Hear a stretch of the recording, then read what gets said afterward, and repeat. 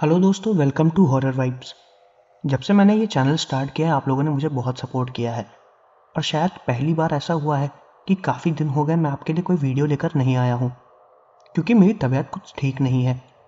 मैं जल्दी आपके लिए नई वीडियोस लेकर आऊँगा, लेकिन उससे पहले आप मेरी कुछ पुरानी ट्रिप की हॉरर स्टोरीज़ की कंपाइलेशन सुन लीजिए।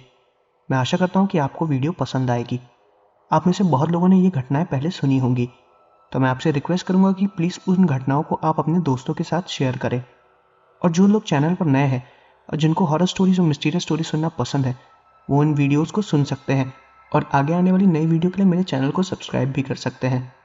अगर आपके साथ भी कोई अजीब सी घटना घटी हो तो वो आप मुझे मेरे इंस्टाग्राम पर भेज सकते हैं।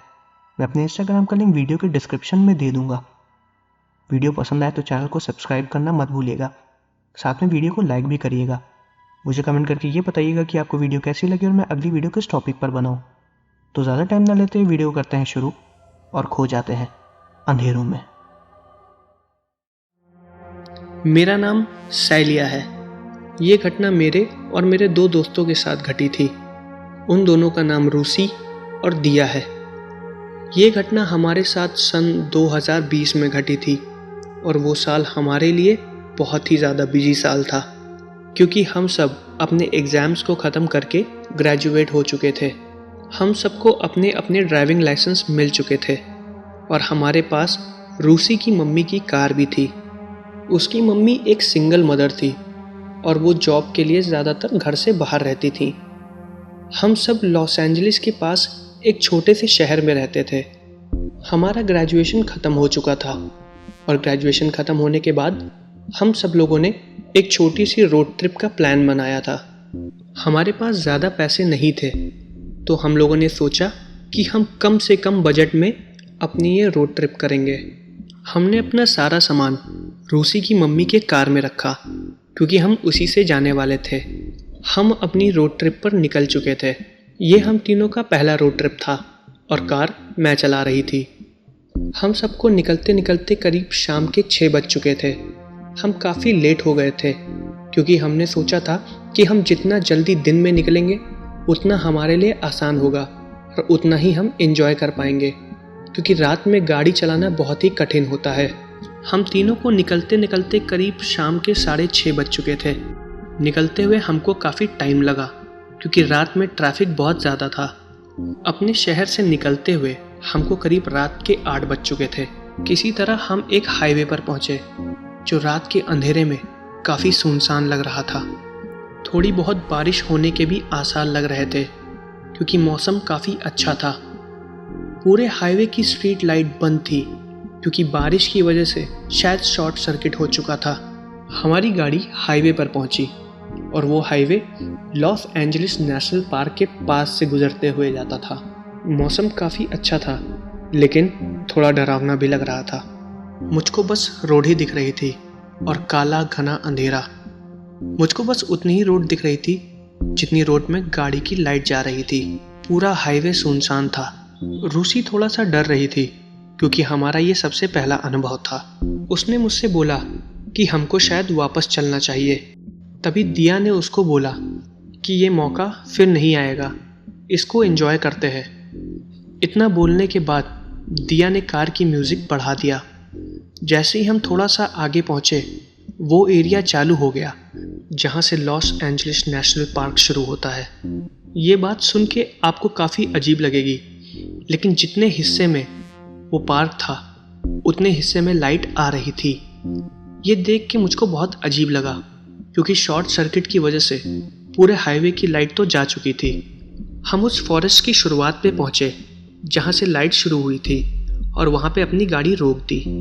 गाड़ी रोकने के बाद दिया ने कार में से कुछ बियर्स की बोतल निकाली। हमने उन बॉटल्स को वहीं पर खोला और पीना चालू कर दिया। हम सब अपने ग्रेजुएट होने की खुशी मना रहे थे और रोड पे काफ़ी ज़ोर से चिल्ला रहे थे। वो जगह इतनी शांत थी कि हमारे चिल्लाहट की आवाज़ पूरे जंगल में गूंज रही थी। बारिश थोड़ी सी रुक चुकी थी और वहाँ का मौसम काफ़ी अच्छा हो चुका था। हम लोग काफ़ी देर तक वहाँ पे खड़े थे। कुछ देर बाद हमने देखा कि जंगल की दूसरी तरफ से एक कार आ रही है। उसकी लाइट बहुत ही तेज़ थी। दिखने में काफ़ी पुरानी लग रही थी वो कार। वो कार हमारे पास आकर खड़ी हो गई और कुछ देर तक वो कार वहीं पर ही खड़ी थी। उस कार में से कोई भी नहीं निकला। उसके सारे शीशे काले रंग के थे। उसके अंदर कौन बैठा हुआ था हमें कुछ भी नहीं समझ आ रहा था। बस वो शांति से वहाँ पर खड़ी थी। रूसी ने उसको खटखटाया भी, लेकिन उसके अंदर से कोई भी नहीं निकला। हम सबको ये सब बहुत अजीब लगा। तो रूसी ने बोला कि शायद हमको यहाँ से चलना चाहिए, और हम घबरा गए थे। हम सब अपनी कार में वापस बैठे और उसको चलाने लगे। मैंने जैसे ही कार स्टार्ट की, वो दूसरी कार भी अपने आप स्टार्ट हो गई। मैंने धीरे धीरे कार को आगे की तरफ बढ़ाया और चलाने लगी। वो कार हमारा पीछा करने लगी। मैं, रूसी और दिया, हम दोनों लोग कार में चुपचाप शांति से बैठे हुए थे। हम तीनों ने एक दूसरे से बिल्कुल भी बात नहीं की और मैं बस चुपचाप कार चला रही थी। मैं अपनी कार करीब 20 से 30 की स्पीड में चला रही थी। मुझे बहुत डर लग रहा था। फिर पता नहीं क्या हुआ कि उस पीछे चल रही कार ने मेरी कार को जोर से टक्कर मारी। हम लोगों को बहुत ज़ोर से झटका लगा और हम तीनों लोग चिल्लाने लगे। डर की वजह से मैंने अपनी कार की स्पीड और तेज़ कर दी। कुछ देर बाद वो कार एकदम हमारे बराबर आके चलने लगी। मैं रोड की तरफ देख रही थी। फिर मैंने जैसे ही कार की तरफ देखा, उस कार वाले ने अपना शीशा नीचे किया। उसके अंदर एक बूढ़ा आदमी और एक बूढ़ी औरत बैठे हुए थे। वो दोनों हमें कार चलाते हुए घूर रहे थे। उनकी उम्र करीब 60 से 65 साल की होगी। हमको कुछ भी समझ में नहीं आ रहा था। हमें लगा कि वो शायद हमें मारना चाह रहे थे या फिर शायद हमें लूटना चाह रहे थे। मैंने डर की वजह से कार को और तेज़ भगाया और उन लोगों ने साइड से हमारी कार को टक्कर मार दिया।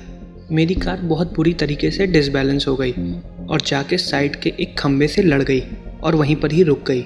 हम लोग नेशनल फॉरेस्ट वाले एरिया से बाहर निकलने वाले थे और उसके बाद सिर्फ और सिर्फ अंधेरा था। मुझको लगा कि अब शायद हम बिल्कुल भी नहीं बचेंगे और शायद ये हमारा आखिरी दिन है। वो कार टक्कर मारने के बाद फिर गायब हो गई। हम तीनों कार से बिल्कुल भी बाहर नहीं निकले क्योंकि हम लोग को बहुत डर लग रहा था। मैंने किसी तरह कार को फिर से रोड की तरफ किया और दोबारा कार को धीरे धीरे चलाने लगे। इतनी ही देर में मैंने देखा कि वो कार दोबारा हमारे पीछे से खूब तेज़ी से आ रही थी। मुझको ये पता चल गया था कि वो हमें टक्कर मारने वाली है, इसलिए मैंने अपनी कार और तेज़ भगाई। और जैसे ही हमने उस जंगल के हिस्से को पार किया और लाइट से होते हुए अंधेरी की तरफ चले गए, वो कार पीछे से गायब हो गई।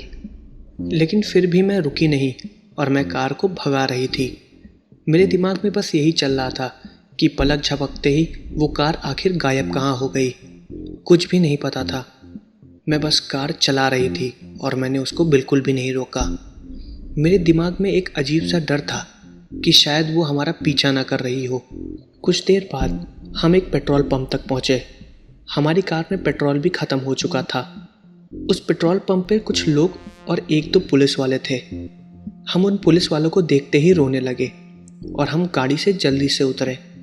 हमको चोट बिल्कुल भी नहीं लगी थी, लेकिन हमारी गाड़ी का काफ़ी नुकसान हो चुका था। हम पुलिस वालों के पास डरते हुए गए और उनको हमारे साथ घटी इस घटना को बताया। उन्होंने हमसे उस कार का नंबर और उस कार का हुलिया पूछा। मैंने उन पुलिस वालों को उस कार का नंबर और वो कार कैसे दिखती थी वो बताया। हमने उनको ये भी बताया कि उसके अंदर एक बूढ़े आदमी और एक बूढ़ी औरत बैठे हुए थे जो हमें मारने की कोशिश कर रहे थे। जैसे ही ये बात हमने उन पुलिस वालों को बताई, वो हमको घूर घूर के देखने लगे। उन्होंने हमसे दोबारा पूछा कि क्या आप यकीन से कह सकते हैं कि वो वही कार थी? हम लोगों ने बोला हाँ, हम ये सब झूठ नहीं बोल रहे हैं। फिर वो पुलिस वाले हम लोगों को उस पेट्रोल पंप के पीछे ले गए। उसके पास एक छोटा सा पुराना गोडाउन था। वहाँ पर हम गए तो हमने देखा वहाँ पे वही कार खड़ी थी। उस कार को देखते ही हम काफ़ी डर गए, लेकिन वो कार काफ़ी पुरानी हो चुकी थी, एकदम ख़राब थी। उसके चारों टायर फटे हुए थे। उस कार की सीटें काफ़ी टूट चुकी थीं और कांच फूटे हुए थे। ऐसा लग रहा था कि वो कार काफ़ी दिनों से वहाँ खड़ी है। वो कार एकदम जंग खा चुकी थी। उन पुलिस वालों ने हमको बताया कि ये कार एक बूढ़े पति पत्नी की है जो 3 महीने पहले यहाँ से गुजर रहे थे। उसी वक्त नशे में कुछ लड़के जा रहे थे जिन्होंने अपनी कार इन बुजुर्ग मियाँ बीबी की कार में लड़ा दी और इनकी वहीं पर मौत हो गई। उनके बारे में हमको कुछ ज़्यादा जानकारी नहीं थी, इसलिए हमने चर्च के फादर के साथ मिल के उनकी अंतिम क्रिया करी और चर्च के पीछे बने कब्रिस्तान में उनको दफना दिया और उनकी कार हम लोग यहाँ पर लेके आ गए। उन्होंने हमसे ये भी बोला कि हमको कोई गलतफहमी हुई है, ये कार वो कार हो ही नहीं सकती, शायद आप लोगों से कोई दिक्कत हुई है। हमने उनको बताया कि हम सब कुछ सच बोल रहे हैं। हमने उनको समझाने की बहुत कोशिश की, लेकिन वो हमारी बात तो मान ही नहीं रहे थे। फिर उन्होंने हमसे बोला कि आप अपनी कंप्लेन हमको लिखवा दीजिए, और उन्होंने सेफली हमको घर भी पहुंचा दिया। लेकिन मैंने साफ साफ देखा था कि वो वही कार थी और उसके अंदर 2 बूढ़े पति पत्नी बैठे हुए थे जो हमको मारने की कोशिश कर रहे थे। तो ये थी पहली घटना। अब मैं आपको दूसरी घटना बताने वाला हूँ। मेरा नाम शरेना है और मैं कैलिफोर्निया के एक छोटे से शहर कैपिटोलिया की रहने वाली हूँ। मेरे साथ ये अजीब सी घटना 22 दिसंबर 2004 में घटी थी। मैं अपने एक दोस्त की बर्थडे पार्टी से घर जा रही थी। मेरे पास मेरी एक कार थी जिसमें फ्यूल थोड़ा कम था। मुझको मेरे दोस्त की पार्टी से निकलते निकलते करीब रात के 1 बज चुके थे। मेरा घर उसके घर से करीब 15 किलोमीटर की दूरी पे था। कुछ दूर जाने के बाद मैंने देखा कि मेरे कार का पेट्रोल एकदम ख़त्म होने वाला है। पास में ही एक पेट्रोल पंप था, तो मैंने सोचा कि मैं वहाँ से पेट्रोल भरवा लूँ और फिर वहाँ से तुरंत अपने घर की तरफ निकल लूँ, क्योंकि मुझको काफ़ी लेट हो चुका था। लेट होने की वजह से मैं कार को काफ़ी तेज़ चला रही थी। कार चलाते चलाते मैंने अपने बैग से एक सिगरेट निकाली और उसको जलाने लगी, क्योंकि मुझको घर जल्द से जल्द पहुंचने की टेंशन हो रही थी, क्योंकि मेरे घर के मकान मालिक बहुत ज़्यादा बुजुर्ग थे और वो जल्दी सो जाते थे।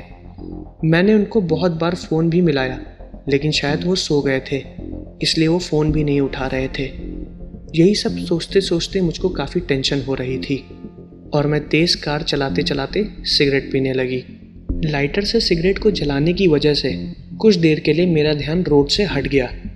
पता नहीं क्या हुआ, लेकिन अचानक से मेरे कार के सामने एक छोटी सी बच्ची और एक औरत आ गई। मैंने उनको अचानक से देखा और तुरंत ब्रेक लगा दिया। मेरी कार उनसे लड़ते लड़ते बची। मैं काफ़ी डर गई थी। अगर मैंने सही टाइम पे ब्रेक ना लगाया होता तो शायद मैं उन दोनों को बचा ना पाती और उन दोनों की जान चली जाती। करीब 10 सेकंड के लिए मैं एकदम शांत हो गई।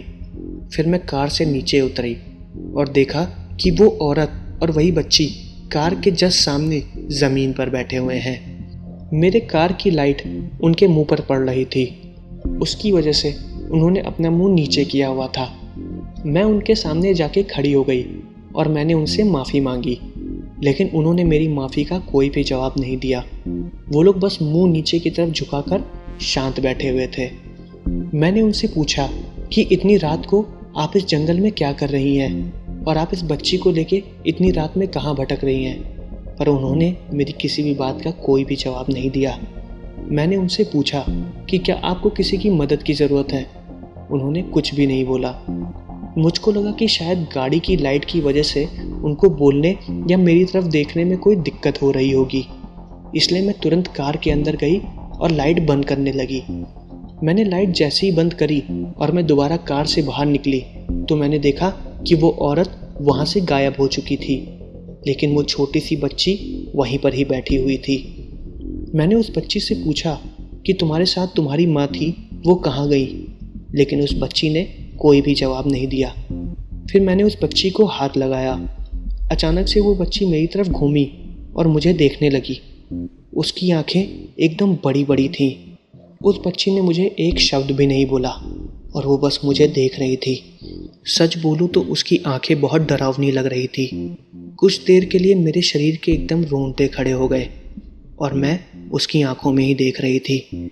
मैंने किसी तरह अपने आप को संभाला और उससे दोबारा पूछा कि तुम्हारे साथ तुम्हारी माँ थी, वो अचानक से कहाँ गायब हो गई, तुम इतनी रात में यहाँ कैसे आई।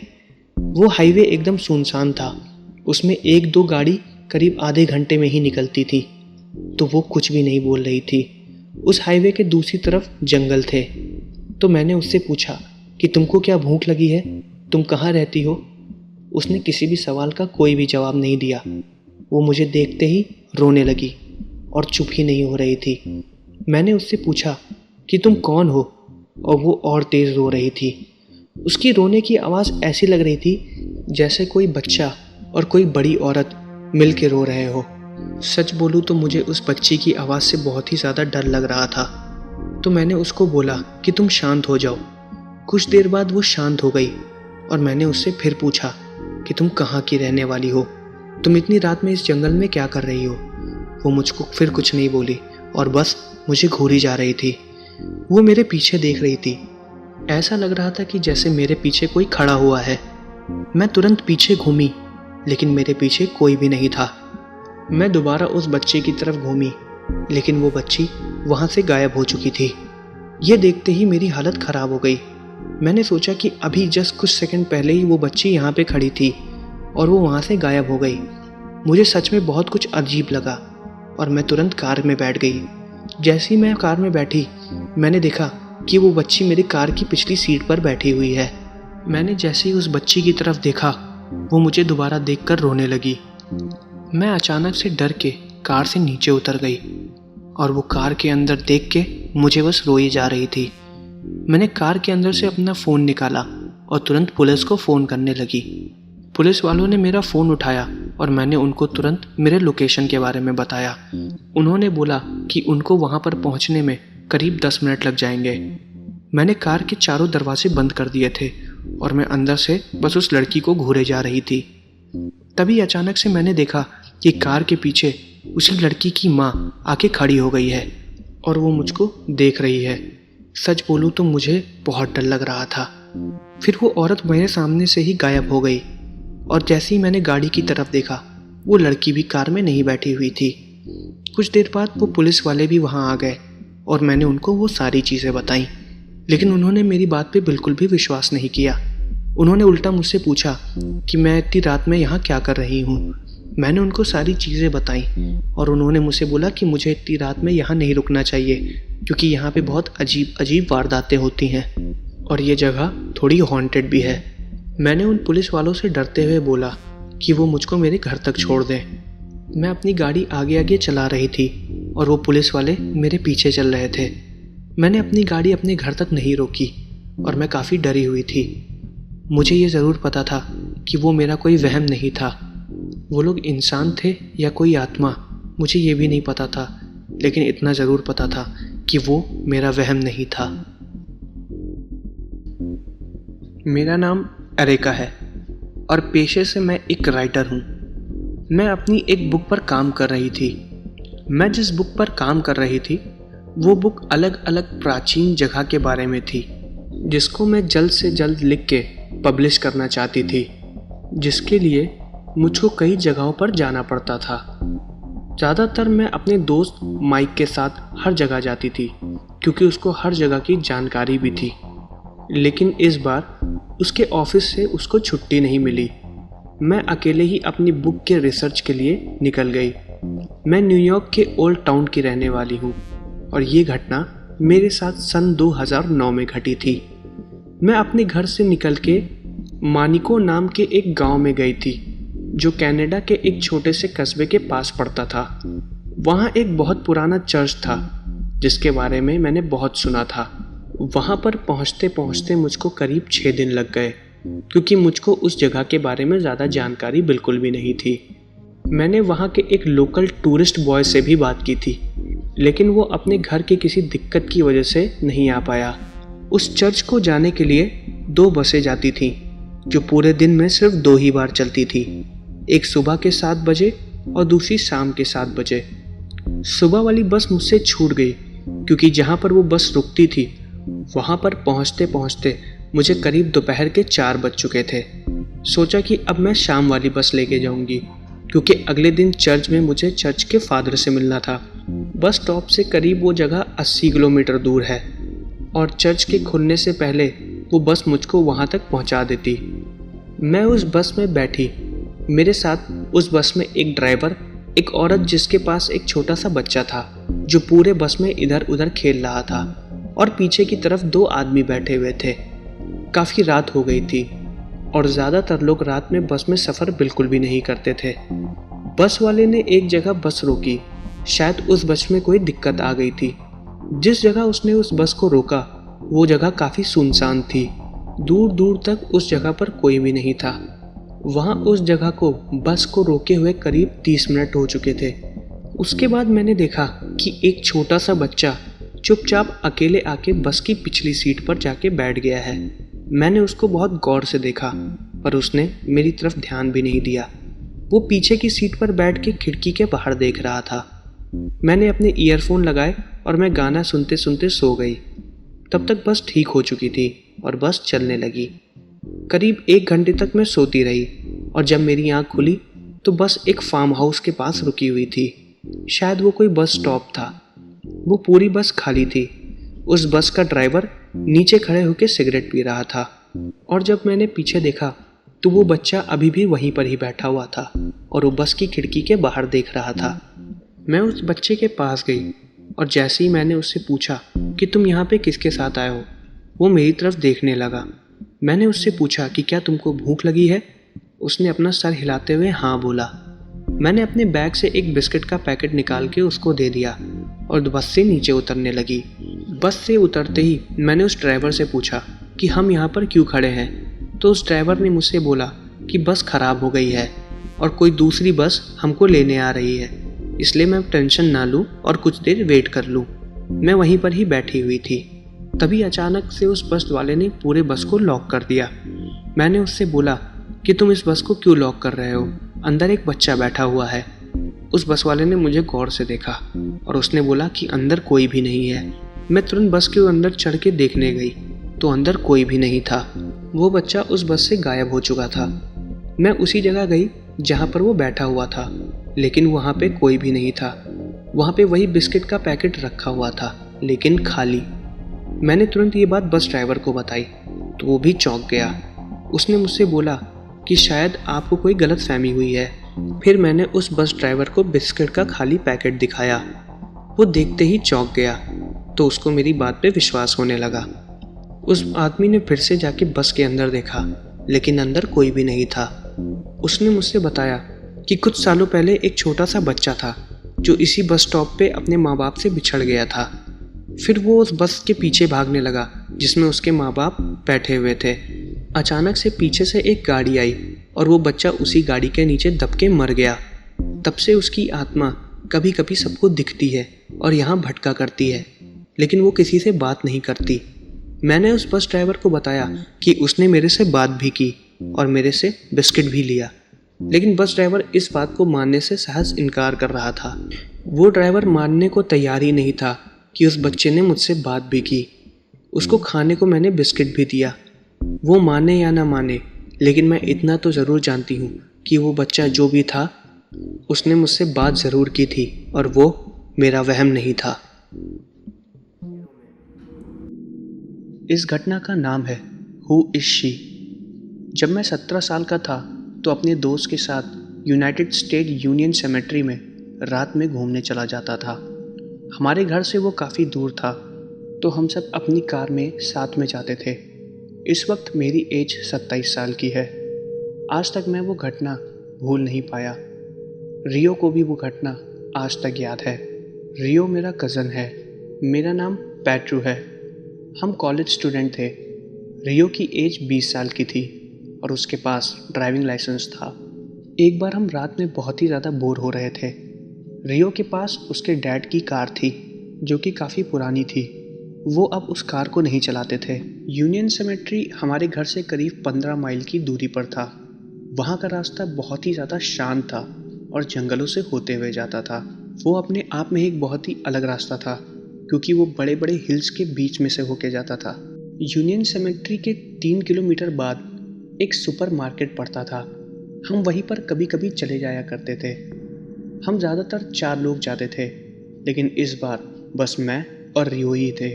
वो रोड जिस पर हम लोग चल रहे थे वो काफ़ी शांत रोड थी और लंबी भी। वो करीब 10 किलोमीटर तक सीधा हाईवे था। वो हाईवे इतना बड़ा था कि हमारे कार जैसी 6 कार एक साथ चल सकें। लेकिन रात में उस एरिया में बहुत कम लोग जाते थे। वो रात में उतना बिजी हाईवे नहीं था जितना कि दिन के वक्त होता था। हम जब उस हाईवे पर पहुंचे तो रात के करीब 10 बज रहे थे और काफ़ी ज़्यादा अंधेरा था। शायद हल्की बारिश भी होने वाली थी और मौसम थोड़ा ख़राब था। हम दोनों गाना सुनते हुए जा रहे थे। रियो कार चलाते टाइम बात बहुत कम करता है और बस गाना सुनते हुए ही ड्राइव करता है। मैं उस टाइम वीट पी रहा था। मौसम काफ़ी अच्छा था और रोड पर अंधेरा भी था। हमको बस सामने उतनी ही रोड दिखाई दे रही थी जितनी रोशनी हमारी कार की लाइट से हो रही थी।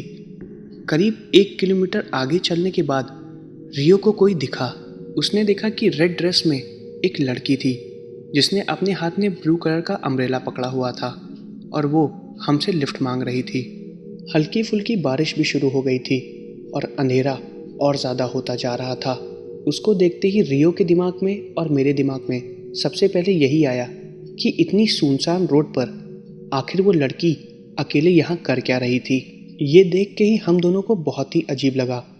मैंने रियो से बोला कि गाड़ी मत रोकना, क्योंकि हो सकता है कोई चोरों का गैंग हो जिसको हमारी कार छीननी हो। रियो ने कुछ भी नहीं बोला और वो बस उस लड़की को देख रहा था। वो कार को उस लड़की के आगे लेके चला गया और नहीं रुका। करीब 200 यार्ड के बाद उसने अपनी गाड़ी को रोक दिया और बोला कि हो सकता है उसको सच में हमारी ज़रूरत हो। हमको एक बार चल के उससे बात करनी चाहिए। अगर कोई खतरा लगा तो हम कार को भगा लेंगे। पहले मैं थोड़ा हिचकिचाया और उसके बाद बोला ठीक है। रियो ने कार को दोबारा घुमाया और 200 यार्ड पीछे लेके गया और हमने जिस जगह उस लड़की को देखा था अब वो वहाँ पर नहीं थी। वो वहाँ से गायब हो गई थी। बारिश थोड़ी और तेज़ हो गई थी और हम 2 मिनट तक वहीं खड़े रहे। हमको वो नहीं मिल रही थी। रियो ने दोबारा गाड़ी स्टार्ट की और गाड़ी को घुमाया। जैसे ही रियो ने गाड़ी घुमाई वो लड़की अचानक से हमारी गाड़ी के सामने आ गई। रियो ने तुरंत उसको देखते ही ब्रेक लगा दी। वो लड़की जहाँ खड़ी थी उससे हमारी गाड़ी का बोनट करीब 3 से 4 इंच की दूरी पर था। रियो ने सही टाइम पर ब्रेक लगा दिया था, वरना बहुत ज़्यादा भयानक एक्सीडेंट हो जाता। लेकिन जब हमने अपनी गाड़ी के अंदर से उस लड़की को देखा तो उसके चेहरे पर हल्का सा भी एक्सीडेंट का डर नहीं था। उसके चेहरे को देख के साफ साफ लग रहा था कि उसको पता था कि गाड़ी सही टाइम पर रुक जाएगी और उसको कुछ भी नहीं होगा। वो आगे से घूम के रियो के दरवाजे के पास आई और कार के शीशे पर नॉक किया।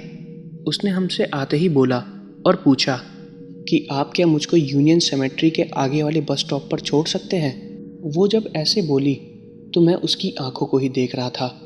वो बहुत ज़्यादा बड़ी थी और बहुत डरावनी लग रही थी और वो ये बोलते वक्त बहुत अजीब तरीके से मुस्कुरा रही थी। फिर रियो ने उससे पूछा कि आप इस वक्त इस सुनसान रोड पर अकेले क्या कर रही हैं। तब उसने बताया कि मैं अपने घर जा रही थी और अचानक से मेरी कार खराब हो गई। मेरे घर पर मेरे माता पिता मेरा इंतज़ार कर रहे होंगे और मेरे पास कोई मोबाइल फ़ोन भी नहीं है। जब उसने ये बात बोली तो मैंने सबसे पहले रोड पर देखा। वहाँ पर कोई भी कार हमें नहीं दिख रही थी या कोई ऐसी चीज़ जिससे लगे कि वो लड़की वहाँ पर आई हो। जब मैंने उससे पूछा कि आपकी कार यहाँ नहीं दिख रही है, तब उसने मेरी बात को सुनते हुए बोला कि उसकी कार हाईवे के शुरू होने से 2 ब्लॉक पहले ही ख़राब हो गई थी और तभी उसको एक बुज़ुर्ग आदमी दिखा जिसने उसको हाईवे की स्टार्टिंग तक लिफ्ट दे दी थी और उसके बाद वो आदमी सिटी की तरफ मुड़ गया था और मैं वहाँ से पैदल आ रही हूँ। उसने जब ऐसा बोला तो मैं और रियो एक दूसरे की तरफ सवाल भरी निगाहों से देखने लगे। तभी उस लड़की ने बोला कि अगर आपको कोई प्रॉब्लम है तो मुझे कोई दिक्कत नहीं, मैं अकेले ही चली जाऊंगी। जब उसने ऐसा बोला तो रियो ने उसको कार में बैठने के लिए बोला। उस लड़की की उम्र करीब 20 से 21 साल की होगी और जब वो कार में बैठ रही थी तो उसके बाल पूरे भीगे हुए थे और उसके पैरों पर मट्टी लगी हुई थी। मैं थोड़ा सोच में पड़ गया कि पूरे हाईवे पर कहीं भी रोड ख़राब नहीं है तो उसके पैरों में आखिर मट्टी लगी कैसे, और छाता होने के बावजूद भी उसके बाल गीले कैसे हो गए। तभी रियो ने उसको मेरा और अपना नाम बताया और उस लड़की ने भी अपना नाम बताया। उसने अपना नाम जेसिका रिचवे बताया। उसके नाम बताते ही मैंने उससे पूछा कि इतने रात में आप कहाँ से आ रही हैं। तो उसने बताया कि मैं अपने ऑफिस से आ रही थी। उसके इतना बोलने के बाद करीब 10 मिनट तक कार में कोई कुछ भी नहीं बोला। रियो चुपचाप गाड़ी चला रहा था और कार में हल्का हल्का म्यूजिक बज रहा था। रियो बार बार बैक मिरर से उस लड़की को देख रहा था और जितनी बार रियो उस लड़की को देख रहा था वो लड़की भी बैक मिरर में रियो को देख के मुस्कुरा रही थी। उस लड़की का बिहेवियर बहुत ही ज़्यादा अजीब था। ऐसा लग रहा था कि जैसे वो कोई रोबोट हो जो बस उतना ही जवाब दे रही थी जितना उससे पूछा जा रहा था। वो चुपचाप बस पीछे बैठे हुए मुस्कुरा रही थी। करीब आधे घंटे की ड्राइविंग के बाद वो हाईवे ख़त्म होने वाला था और उस लड़की को जिस बस स्टॉप पर जाना था हम वहाँ से बस 10 किलोमीटर की दूरी पर थे। तभी उसने रियो को कार रोकने के लिए बोला। उसने जहाँ पर कार को रुकवाया था वो एरिया बहुत ही ज़्यादा जंगलों से घिरा हुआ था और थोड़ा बहुत रास्ता खराब भी था। वहाँ पर हल्की हल्की बारिश हो रही थी। जहाँ पर उसने हमको कार रोकने के लिए बोला था वहाँ पर जंगलों के अंदर एक छोटा सा घर बना हुआ था, जो कि बहुत अजीब बात थी क्योंकि इससे पहले हमने उस जगह कोई भी घर नहीं देखा था। हालांकि हम यहाँ से बहुत बार गुजर चुके थे, लेकिन रात के वक्त वो घर शायद ही किसी को नज़र आए, वो इतना अंदर बना हुआ था। उसने हमसे बोला कि वो उसकी एक दोस्त का घर है। उसने उसको अपना एक बैग रखने के लिए दिया है और अगर हम यहाँ पर कुछ देर तक उसका इंतज़ार करें तो वो अपनी दोस्त से 5 मिनट में अपना बैग लेके वापस आ जाएगी। इस बात पर रियो को उसके ऊपर हल्का सा शक हुआ और उसने बोला कि इतने सुनसान जंगल में आखिर कोई क्यों ही रहेगा, तुम हमसे क्या चाहती हो। रियो के इतना बोलते ही वो लड़की कार से उतर गई और जाने लगी। जैसे ही रियो ने उसको आवाज़ दी उसने पीछे घूमकर बोला 5 मिनट। इतना बोल के वो लड़की जंगलों के अंदर उस घर में चली गई। बारिश भी रुक चुकी थी और उस वक्त रात के करीब 11 बज रहे थे। हमको उस जगह पर खड़े हुए करीब 10 मिनट से ज़्यादा हो चुके थे और उसका कोई भी पता नहीं था। मैंने रियो से वहाँ से चलने के लिए बोला। तभी रियो ने मुझको बोला कि हम कुछ देर और यहाँ पर इंतज़ार करते हैं, अगर वो नहीं आई तो हम यहाँ से चले जाएंगे क्योंकि हमको भी बहुत ज़्यादा लेट हो रहा था। 10 मिनट और बीत चुके थे और वो लड़की नहीं आई थी। रियो ने कार को स्टार्ट किया और हम दोनों वहाँ से चले गए। 20 मिनट की ड्राइविंग के बाद हम उस स्टोर पर पहुँच गए जहाँ हमको जाना था। वहाँ से हमने कुछ सामान लिया और बगल में एक 24/7 रेस्टोरेंट था, वहाँ पर हमने डिनर किया। उसके बाद हम वापस लौट रहे थे। हमने जहाँ पर अपनी कार पार्क की थी वहीं से कुछ दूर 2 पुलिस वाले खड़े थे। उन्होंने हमको तुरंत रोका और हमसे पूछताछ करने लगे। उन्होंने तुरंत रियो का लाइसेंस भी चेक किया जो कि एकदम वैलिड था और हमारी गाड़ी के सारे पेपर भी पूरे थे, जिसकी वजह से उन्होंने हमको जाने के लिए बोला। हम जैसे ही वहाँ से जाने लगे उनमें से एक पुलिस वाले ने हमको दोबारा रोका और एक लड़की की फ़ोटो दिखाई और उसने हमसे पूछा कि क्या तुम इसको जानते हो या तुमने इसको कहीं पर देखा है। वो फ़ोटो किसी और की नहीं, उसी लड़की की थी जो हमारी कार में बैठी हुई थी। जब हमने पुलिस वालों से उस लड़की का नाम पूछा तो पुलिस वालों ने हमको उसका नाम जेसिका रिचवे बताया। उन्होंने हमको ये बताया कि ये लड़की करीब 10 दिन पहले से लापता है। उन पुलिस वालों ने हमको ये भी बताया कि वो रात में अपने ऑफिस से घर के लिए निकल रही थी और वो अपने घर नहीं पहुंची। उन पुलिस वालों के फ़ोटो दिखाते ही मैं और रियो दोनों लोग शॉक हो गए थे और हमने तुरंत पुलिस वालों को वो बात बताई कि अभी कुछ देर पहले ये लड़की हमारे साथ ही थी। जहाँ पर हमने उस लड़की को आखिरी बार देखा था हम उन पुलिस वालों को उस जगह पर लेके गए और हमने उनको वो घर भी दिखाया जिसके अंदर वो लड़की हमारे सामने गई थी। उन पुलिस वालों ने भी उस घर को देख के यही बोला कि आज से पहले उन्होंने कभी इस जगह ऐसे किसी भी घर को नहीं देखा था। वो दोनों पुलिस वाले हम दोनों के साथ उस घर के अंदर गए और हमने जो देखा उसको देख के हमारी हालत ख़राब हो गई। उस घर के अंदर कुर्सी पर वो लड़की बंधी हुई थी, लेकिन वो मर चुकी थी। उसके शरीर को देख के ऐसा लग रहा था कि वो करीब 4 या 5 दिन से वहीं पर बंधी हुई है और उसको बहुत ही ज़्यादा मारा गया है। वो घर अंदर से बहुत ही ज़्यादा पुराना और ख़राब लग रहा था। उस लड़की की लाश आधी सड़ चुकी थी। हमने पुलिस वालों को ये भी बताया कि ये लड़की करीब 1 घंटे पहले हमारे साथ थी और हमने इसको लिफ्ट दी थी। उन्होंने हमारी बात पर बिल्कुल भी विश्वास नहीं किया और हम दोनों को अरेस्ट करके जेल लेके चले गए, क्योंकि हम ही दोनों वो थे जिन्होंने उनको उस लोकेशन के बारे में बताया था और किसी को भी उस लोकेशन के बारे में बिल्कुल भी नहीं पता था। हमने उनको समझाने की बहुत कोशिश की, लेकिन उन्होंने हमारी बात पर बिल्कुल भी विश्वास नहीं किया। मेरी एज कम थी तो उन्होंने मेरे माता पिता को बुलाया और मुझको घर भेज दिया और करीब 1 महीने के बाद उन्होंने रियो को भी छोड़ दिया, क्योंकि रियो के वकील की वजह से वो जेल से बाहर निकल पाया। रियो के बाहर आने के कुछ महीने बाद पुलिस वालों को उन आदमियों का पता चल गया जिन्होंने उस लड़की को किडनैप किया था और उसके बाद मारा था, और उस केस को बंद कर दिया गया। लेकिन मेरी और रियो की बात पर अभी तक किसी ने भी भरोसा नहीं किया था। हम दोनों ये बात जानते थे कि वो लड़की मरने के बाद हमारे पास आई थी ताकि हमको उसके शरीर का पता चल सके, और मैं और रियो जब भी मिलते हैं उस घटना के बारे में अक्सर बात किया करते हैं। लेकिन आज तक सबको यही लगता है कि हम झूठ बोल रहे थे और कोई राज है जो हमने सबसे छुपाया है, लेकिन ऐसा बिल्कुल भी नहीं था। और आज भी कभी कभी वो लड़की मुझे मेरे सपनों में दिखाई देती है। तो ये थी पहली घटना। अब मैं आपको दूसरी घटना बताने वाला हूँ। मेरा नाम सेल्विया है और मैंने अपना कॉलेज ख़त्म करने के बाद अपने कज़न्स के साथ एक कैंपिंग ट्रिप प्लान की, जो कि हमारे प्लान के हिसाब से बहुत ही ज़्यादा अच्छी होने वाली थी, क्योंकि हमारे भाई बहन बहुत सालों बाद एक दूसरे से मिलने वाले थे। वैसे तो हम ज़्यादातर एक दूसरे से बात नहीं करते थे, लेकिन कभी कभी हमारी कॉल पर बात हो जाती थी। मेरी उम्र 26 साल की थी और मेरा भाई एडम और बहन सोफिया, वो दोनों मेरे से 2 साल छोटे थे। मेरे कज़न का नाम रिचर्ड था और उसकी एक छोटी बहन थी जिसका नाम था लीज़ा। लीज़ा को हमेशा से कुछ दिक्कत थी। वो हमेशा शांत और अकेले रहती थी।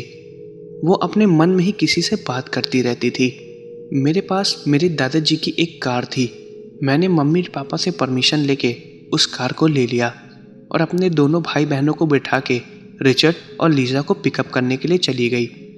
हम लोग 5 लोग कार में थे, मैं, लीज़ा, रिचर्ड और मेरे छोटे भाई बहन। हम शिकागो के साउथ साइड में कैंपिंग एरिया की तरफ जा रहे थे।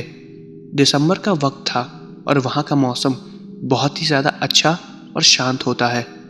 हम सबको हल्की फुल्की ठंड भी लग रही थी। हम लोग सुबह के टाइम अपने घर से निकल गए थे। रास्ता काफ़ी अच्छा था और दृश्य भी काफ़ी अच्छे अच्छे दिख रहे थे। समंदर, बड़े बड़े पेड़ और अच्छे पुराने घर जो कि बहुत ही ज़्यादा खूबसूरत लग रहे थे। हमारा पूरा दिन कार में काफ़ी अच्छा गया।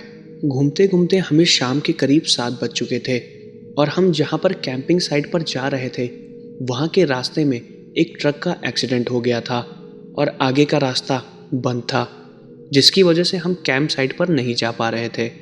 हम सबका मूड बहुत ख़राब हो गया और हम सब काफ़ी ज़्यादा उदास हो गए थे। तभी मैंने लीज़ा को देखा, जिसके चेहरे पर कोई भी एक्सप्रेशन नहीं था।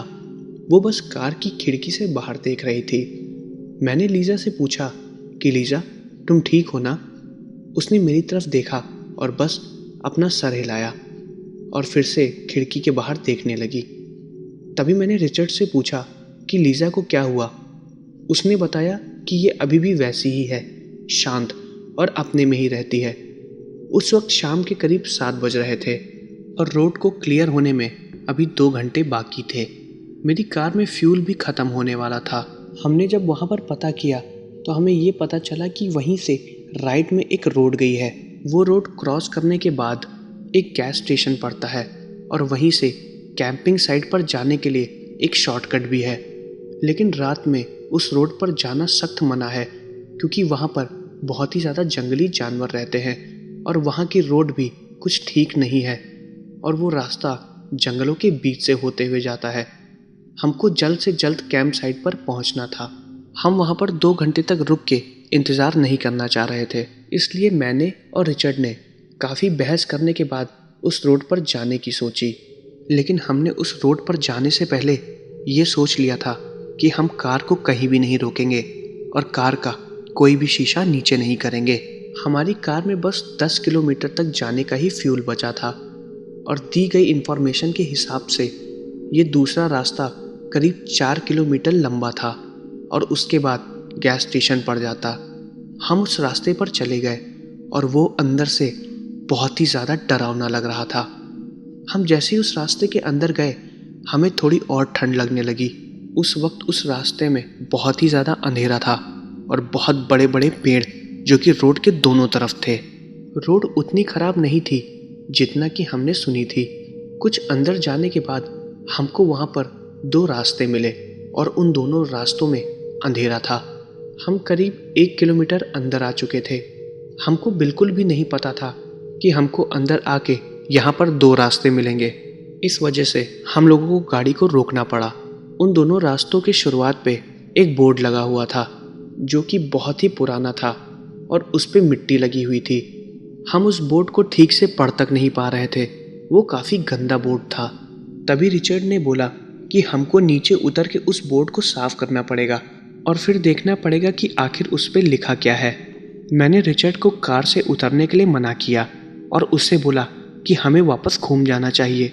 सच बताऊं तो मुझको बहुत ज़्यादा डर लग रहा था और मुझे अपने छोटे भाई बहनों की चिंता भी हो रही थी। मैं और रिचर्ड इसी बात पर बहस कर रहे थे और तभी लीजा ने बोला कि उसको जाने दो, कोई दिक्कत की बात नहीं है। हम सब ये सुनकर बहुत ही ज़्यादा हैरान हो गए थे क्योंकि जब से हम लीजा से मिले हैं उसने ये दूसरा शब्द बोला था। पता नहीं क्यों लेकिन रिचर्ड उसकी बात सुन के नीचे उतर गया। जब रिचर्ड कार से नीचे उतरा तभी लीजा ने बोला कि हमको लेफ़्ट साइड जाना है। उसने ऐसा क्यों बोला मुझे नहीं पता था, लेकिन मैंने उसकी बात को नज़रअंदाज किया और रिचर्ड को देख रही थी। मुझे बस ये डर लग रहा था कि कोई उस वक्त जंगली जानवर ना आ जाए। रिचर्ड ने जैसे ही बोर्ड को साफ़ किया तो उसमें लेफ़्ट साइड जाने के इंस्ट्रक्शंस दिए हुए थे क्योंकि राइट में आगे जाके रोड ख़त्म हो चुकी थी।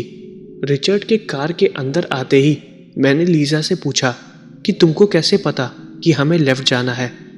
वो फिर से कुछ नहीं बोली और शांत थी। फिर हम उसी रास्ते पर जाने लगे। करीब 1 किलोमीटर बाद हमारी गाड़ी का टायर पंचर हो गया। पहले तो हमको लगा कि शायद हमारी गाड़ी का फ्यूल ख़त्म हो गया है, लेकिन बाद में पता चला कि उसके बैक साइड के राइट वाला टायर पंचर हो गया है। सच बताऊं तो मुझको बहुत ही ज़्यादा डर लग रहा था। फिर रिचर्ड ने बोला कि हम सबको नीचे उतरना पड़ेगा क्योंकि उसको गाड़ी का टायर चेंज करना पड़ेगा। हम जहाँ पर थे वहाँ पर नेटवर्क भी नहीं आ रहा था, इसलिए हम किसी को कॉल भी नहीं कर सकते थे। हम सबको नीचे उतरना पड़ा और रिचर्ड टायर चेंज कर रहा था। मैंने सबको बोल रखा था कि कार से उतरने के बाद सब साथ में ही रहेंगे। मुझे ऐसा लगता है कि ये करना मेरी सबसे बड़ी भूल थी।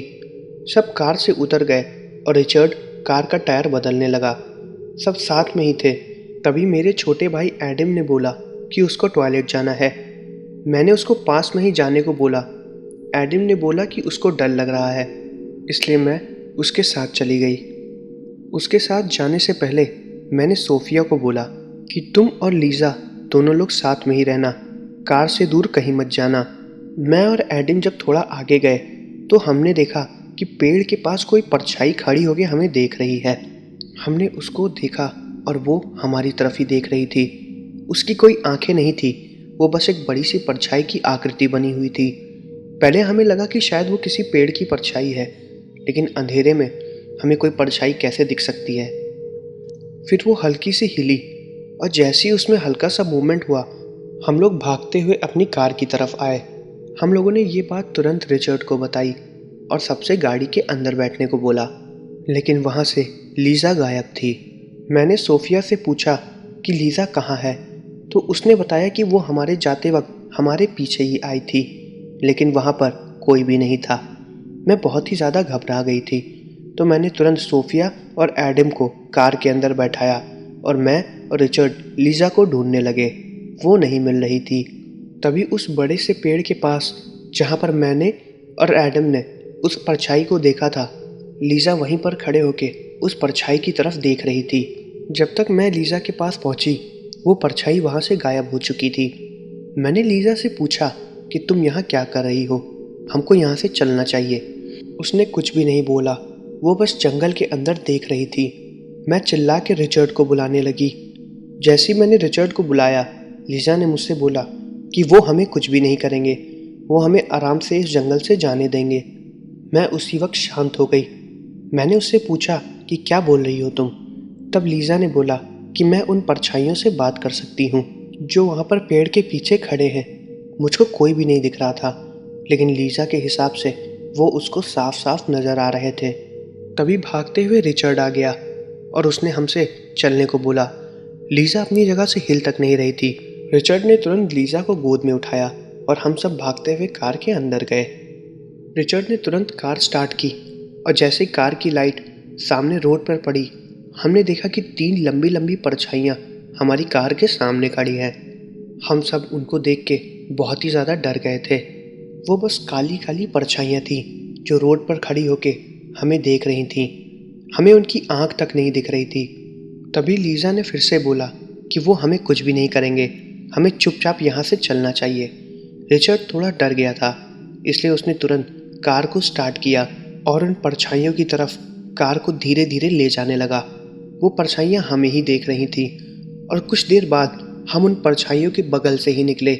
उन्होंने हमें कुछ भी नहीं किया और जैसे ही हम उन परछाइयों के आगे निकले, रिचर्ड ने कार की स्पीड तेज़ कर ली। जैसे ही हम उन परछाइयों को पार करके निकले, मैंने पीछे मुड़ के देखा। वो परछाइयाँ वहीं खड़ी थीं और धीरे धीरे अंधेरे में गायब हो गई। फिर उस जगह से रिचर्ड अपनी कार को तेज़ी में भगा रहा था। हम करीब 30 मिनट तक कार को लगातार चलाते रहे और उसके बाद उस जंगल से बाहर निकल गए। उस जंगल से थोड़ा बाहर आते ही एक पेट्रोल पंप मिला, जहाँ पर हमने जाके अपनी कार खड़ी कर दी। हमारी कार में बस 5 किलोमीटर जाने का फ्यूल बचा था। तभी पेट्रोल पंप पे खड़े कुछ लोगों ने हम सबको देखा। हम सब काफ़ी ज़्यादा हैरान और डरे हुए थे। उन्होंने हमसे पूछा कि हमारे साथ क्या हुआ। तब हमने उन परछाइयों के बारे में सबको बताया। उन सब लोगों ने हमारी बात पर विश्वास भी किया, इसलिए उन्होंने बताया कि रात में उस रास्ते से जाना मना है। ताजुब की बात तो ये थी कि लीजा उन सब से बात कर रही थी। कैसे? कुछ भी नहीं पता। मैंने इस बारे में रिचर्ड से बात की, तब उसने बताया कि हमेशा से लीजा अकेले ही रहती थी और शांत रहती थी। वो अकेले में अपने आप से बात करती थी। हमने बहुत से डॉक्टर्स को दिखाया, लेकिन किसी को उसकी बीमारी के बारे में कोई पता नहीं चला। तभी एक डॉक्टर ने बोला कि लीजा मरे हुए लोगों से और ऐसे लोगों से बात करती है जिनको नॉर्मल इंसान देख नहीं सकता। ऐसा कुछ भी नहीं है कि लीजा एबनॉर्मल है, लेकिन वो नेगेटिव चीज़ों को अपनी तरफ ज़्यादा अट्रैक्ट करती है। ऐसा उसके साथ अक्सर होता रहता है, लेकिन ऐसा उसके साथ क्यों होता है, इस चीज़ का किसी को आज तक पता नहीं चला और अब हम ये सब जानना भी नहीं चाहते। मुझको और मेरी फैमिली को ट्रिप पर जाना बहुत अच्छा लगता था। कभी कभी हमारी फैमिली बिना कुछ प्लान किए ही रोड ट्रिप पर निकल जाती थी। मेरी फैमिली में मैं, मेरी माँ, मेरा छोटा भाई डैनी और मेरे पापा थे। मेरा नाम लॉरा है। एक रात करीब 8 बजे डैड ऑफिस से आए। उन्होंने बोला कि उन्होंने अपने ऑफिस से कुछ दिन की छुट्टियां ले ली हैं और अगली सुबह हम सब एक ट्रिप पर जाएंगे और रास्ते में रुक के नई जगह एक्सप्लोर करेंगे। उनको किसी रिसोर्ट के 4 फ्री पासेस मिले थे और उनको अच्छे परफॉर्मेंस के लिए अपने ऑफिस से कुछ दिनों की छुट्टियां भी मिली थी। हम सब भी चलने के लिए तैयार हो गए और उसी रोड ट्रिप पर हमारे साथ कुछ अजीब घटना घटी थी। ये घटना हमारे साथ 2006 में घटी थी। हम अलाबामा के सेल्मा नाम के शहर में रहते थे। अब मैं वहां पर नहीं रहती हूँ। हम अपने घर से ही अपनी रोड ट्रिप के लिए निकल गए। मम्मी ने तुरंत सारा सामान पैक किया और अगले दिन की तैयारी करने लगी। हम पापा की कार से सुबह 5 बजे ही अपने घर से निकल गए। मौसम बहुत ही ज़्यादा अच्छा था। मैं, मेरा भाई डैनी कार की बैक सीट पर बैठे हुए थे। पापा कार ड्राइव कर रहे थे और मम्मी उनके बगल में बैठे हुए रास्ता देख रही थी और उनको लोकेशन के बारे में बता रही थी। उस वक्त मम्मी के पास उस एरिया का मैप भी था जहां पर हमें जाना था। हम उसी मैप के लोकेशन को फॉलो करते हुए वहां पर जा रहे थे। करीब 7 घंटे की ड्राइविंग के बाद वो रिसोर्ट आ गया। और हम सब ने वहाँ पर बहुत एंजॉय किया। वो रिसॉर्ट काफ़ी अच्छा था। उसकी शाम मुझे बहुत ज़्यादा पसंद थी। 3-4 दिन हमने वहाँ पर बहुत एंजॉय किया। पापा की छुट्टियाँ भी ख़त्म होने वाली थी, इसलिए अब हमें वहाँ से जाना पड़ रहा था। हमारा वहाँ से जाने का बिल्कुल भी मन नहीं था, लेकिन पापा की छुट्टियाँ ख़त्म होने के बाद उनको ऑफिस में ढेर सारा काम भी था, इसलिए हमें जाना पड़ा। हम वहाँ से करीब शाम के 6 बजे निकले। पापा ने सोचा था कि वो रात में ही ड्राइव करके घर पहुँच जाएंगे और अगले दिन वो अपने ऑफिस के लिए निकल जाएंगे, क्योंकि हमें रिसॉर्ट से निकलते हुए थोड़ा टाइम हो गया था।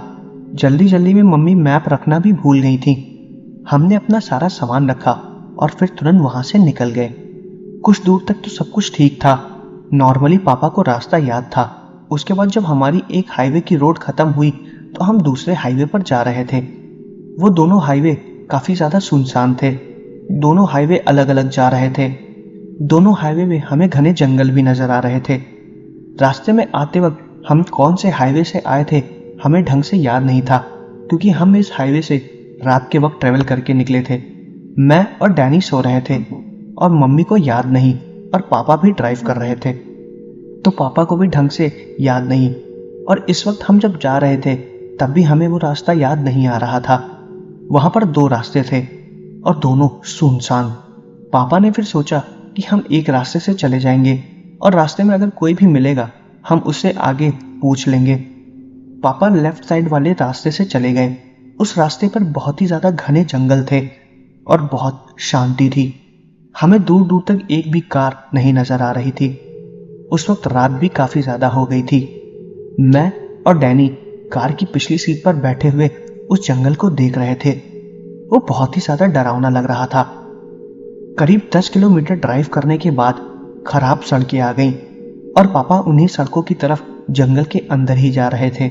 मम्मी ने पापा से बोला कि जब वो लोग यहाँ पर आए थे तब उन लोगों को खराब सड़कें नहीं मिली थीं और अब अचानक से सड़कें खराब हो गई हैं। पापा को लगा कि शायद वो गलत रास्ते पर आ गए हैं, इसलिए उन्होंने सोचा कि गाड़ी घुमा लेना ही सही है, क्योंकि रास्ता काफ़ी ज़्यादा सुनसान था और खतरा भी हो सकता था। इसलिए पापा ने गाड़ी घुमाई और हम दोबारा उसी तरफ जाने लगे जिस तरफ से हम लोग आए थे। उस वक्त अंधेरा काफ़ी ज़्यादा हो चुका था। रात के करीब 10 या 11 बज रहे थे और वो पूरा जंगल सुनसान था। हमें उस पूरे जंगल में सिर्फ पेड़ और कच्ची रोडें ही दिखाई दे रही थीं। हमें बस रोड पे उतना ही दिखाई दे रहा था जहाँ तक कार की लाइट पड़ रही थी। पापा करीब 15 किलोमीटर तक कार चलाते रहे, लेकिन उनको वो मोड़ नहीं दिखा जहाँ से हम मुड़े थे। वो मोड़ अचानक से गायब हो गया था। या तो हम लोग रास्ता भटक गए थे या तो हमारे साथ कुछ अजीब ही हो रहा था। हमें कुछ भी समझ में नहीं आ रहा था। कुछ देर चलने के बाद हमारी गाड़ी का टायर पंचर हो गया और हम लोग जंगल के बीचों बीच रुक गए। पापा ने मम्मी से बोला कि उनको गाड़ी का टायर बदलना पड़ेगा। मम्मी ने उनसे बोला कि वो अभी गाड़ी से ना उतरे, उनको बहुत डर लग रहा है। उस वक्त काफ़ी ज़्यादा अंधेरा था। पेड़ों के अंदर भी हमें कुछ नहीं दिखाई दे रहा था। पूरी रोड सुनसान और खाली थी और हम 4 बीच में फंसे हुए थे। पापा ने मम्मी से बोला कि तुम परेशान मत हो, मैं बस 10 मिनट में गाड़ी का टायर चेंज कर दूंगा, लेकिन हम लोग को उसके लिए नीचे उतरना पड़ेगा। मम्मी ने बोला कि मैं नीचे उतरती हूँ और दोनों बच्चे गाड़ी के अंदर ही बैठे रहेंगे। इस वक्त यहाँ पे जंगली जानवर भी हो सकते हैं। पापा की कार की डिक्की में एक हॉकी स्टिक रखी हुई थी। उन्होंने उस हॉकी स्टिक को बाहर निकाल दिया। उन्होंने बोला कि अगर कोई जानवर आया कम से कम हम खुद को उससे बचा तो सकेंगे। उसके बाद पापा ने बीच रास्ते में गाड़ी का टायर चेंज किया और हम लोग वहीं पर ही बैठे हुए थे। उस समय हम लोगों को जंगल से अजीब अजीब आवाज़ें भी आ रही थी। शायद वो हमारा वहम था, क्योंकि हमें कोई भी दिखाई नहीं दे रहा था। मम्मी काफ़ी ज़्यादा डर रही थी। उसके बाद गाड़ी का टायर उन्होंने चेंज कर दिया और फिर हम लोग चुपचाप चलने लगे। वो गाड़ी का टायर इसलिए पंचर हुआ था क्योंकि रोड बहुत ज़्यादा ख़राब थी। कुछ दूर जाने के बाद जब हमें रास्ता नहीं मिला तो हम काफ़ी ज़्यादा परेशान हो गए। पापा ने कुछ देर के लिए गाड़ी को साइड में ही रोक दिया और फिर सोचने लगे कि आखिर हम लोग जाएं किधर। तभी हमने देखा पीछे से एक कार आ रही है। वो कार हमसे काफ़ी ज़्यादा दूर थी। उस कार को देख के हमें थोड़ा अजीब भी लगा और थोड़ा अच्छा भी महसूस हुआ। क्योंकि यहाँ पर वो लोग क्या कर रहे थे हमें नहीं पता। हम तो यहाँ बहुत बुरी तरीके से फंस चुके थे। हमको लग रहा था कि शायद वो लोग भी हमारी तरह इस जंगल वाले रास्ते में फंस गए हो। पहले हमें लगा कि शायद इस रास्ते में रात में पुलिस पेट्रोलिंग कर रही है, लेकिन जब वो गाड़ी धीरे धीरे हमारे पास आ रही थी तो हमें पता चल गया कि वो पुलिस तो नहीं थी। वो गाड़ी जहाँ से थी उसको हमारे पास आने में काफ़ी टाइम लग गया। वो काफ़ी धीरे धीरे आ रही थी। ऐसा लग रहा था कि उसको कोई धक्का देते हुए आ रहा है। वो गाड़ी इतनी धीमे चल रही थी। फिर पापा ने सोचा कि क्यों ना हम अपनी गाड़ी को घुमा के उसके पास ही ले चले। पापा ने अपनी गाड़ी घुमाई और हम सब कार के अंदर ही बैठे हुए थे। उसके बाद पापा अपनी कार ले जाके उस कार के सामने खड़ी कर दिए और वो हमारे जस्ट सामने थी। जिस रास्ते पर हम लोग थे वो काफ़ी पतला था, इसलिए वहाँ से दो गाड़ी एक बार में नहीं निकल सकती थी। एक को अपनी गाड़ी साइड करनी ही पड़ती। हम दोनों की गाड़ी आमने सामने खड़ी थी। हमें साफ साफ पता चल रहा था कि उस गाड़ी के अंदर दो लोग बैठे हुए हैं। फिर पापा ने अपनी तरफ का कांच खोला और उसमें से सर बाहर निकाल के उनसे रास्ता पूछने लगे। उन्होंने काफी तेज बोला था ताकि उन लोग तक आवाज पहुंच जाए। हमें साफ साफ पता तो चल रहा था कि उस गाड़ी के अंदर दो लोग बैठे हुए हैं, लेकिन अंधेरे की वजह से हमें उनका चेहरा नजर नहीं आ रहा था। पापा काफी देर तक पूछते रहे, लेकिन उन्होंने कोई भी जवाब नहीं दिया। उस कार के अंदर बैठे हुए दो लोग बस हॉर्न ही बजा रहे थे ताकि हम साइड हट जाएं। वो दोनों परछाइयां बस चुपचाप बैठे हुए थे। हमें उनका चेहरा भी नहीं दिख रहा था। हमें बस दो अंधेरे में परछाइयां ही नजर आ रही थीं। काफी देर तक जब उन्होंने कोई भी जवाब नहीं दिया तो पापा ने सोचा कि वो नीचे उतरे। जब वो कार से नीचे उतरे तो मम्मी ने उनको कार से नीचे उतरने के लिए मना कर दिया। पापा ने मम्मी से बोला कि तुम परेशान मत हो, मैं उनसे बात करके आता हूँ। पापा फिर उसके बाद उनकी कार के पास गए और उनकी कार के शीशे पर नॉक किया। कार के शीशे पर नॉक करने के बाद भी उनका कोई भी जवाब नहीं आया।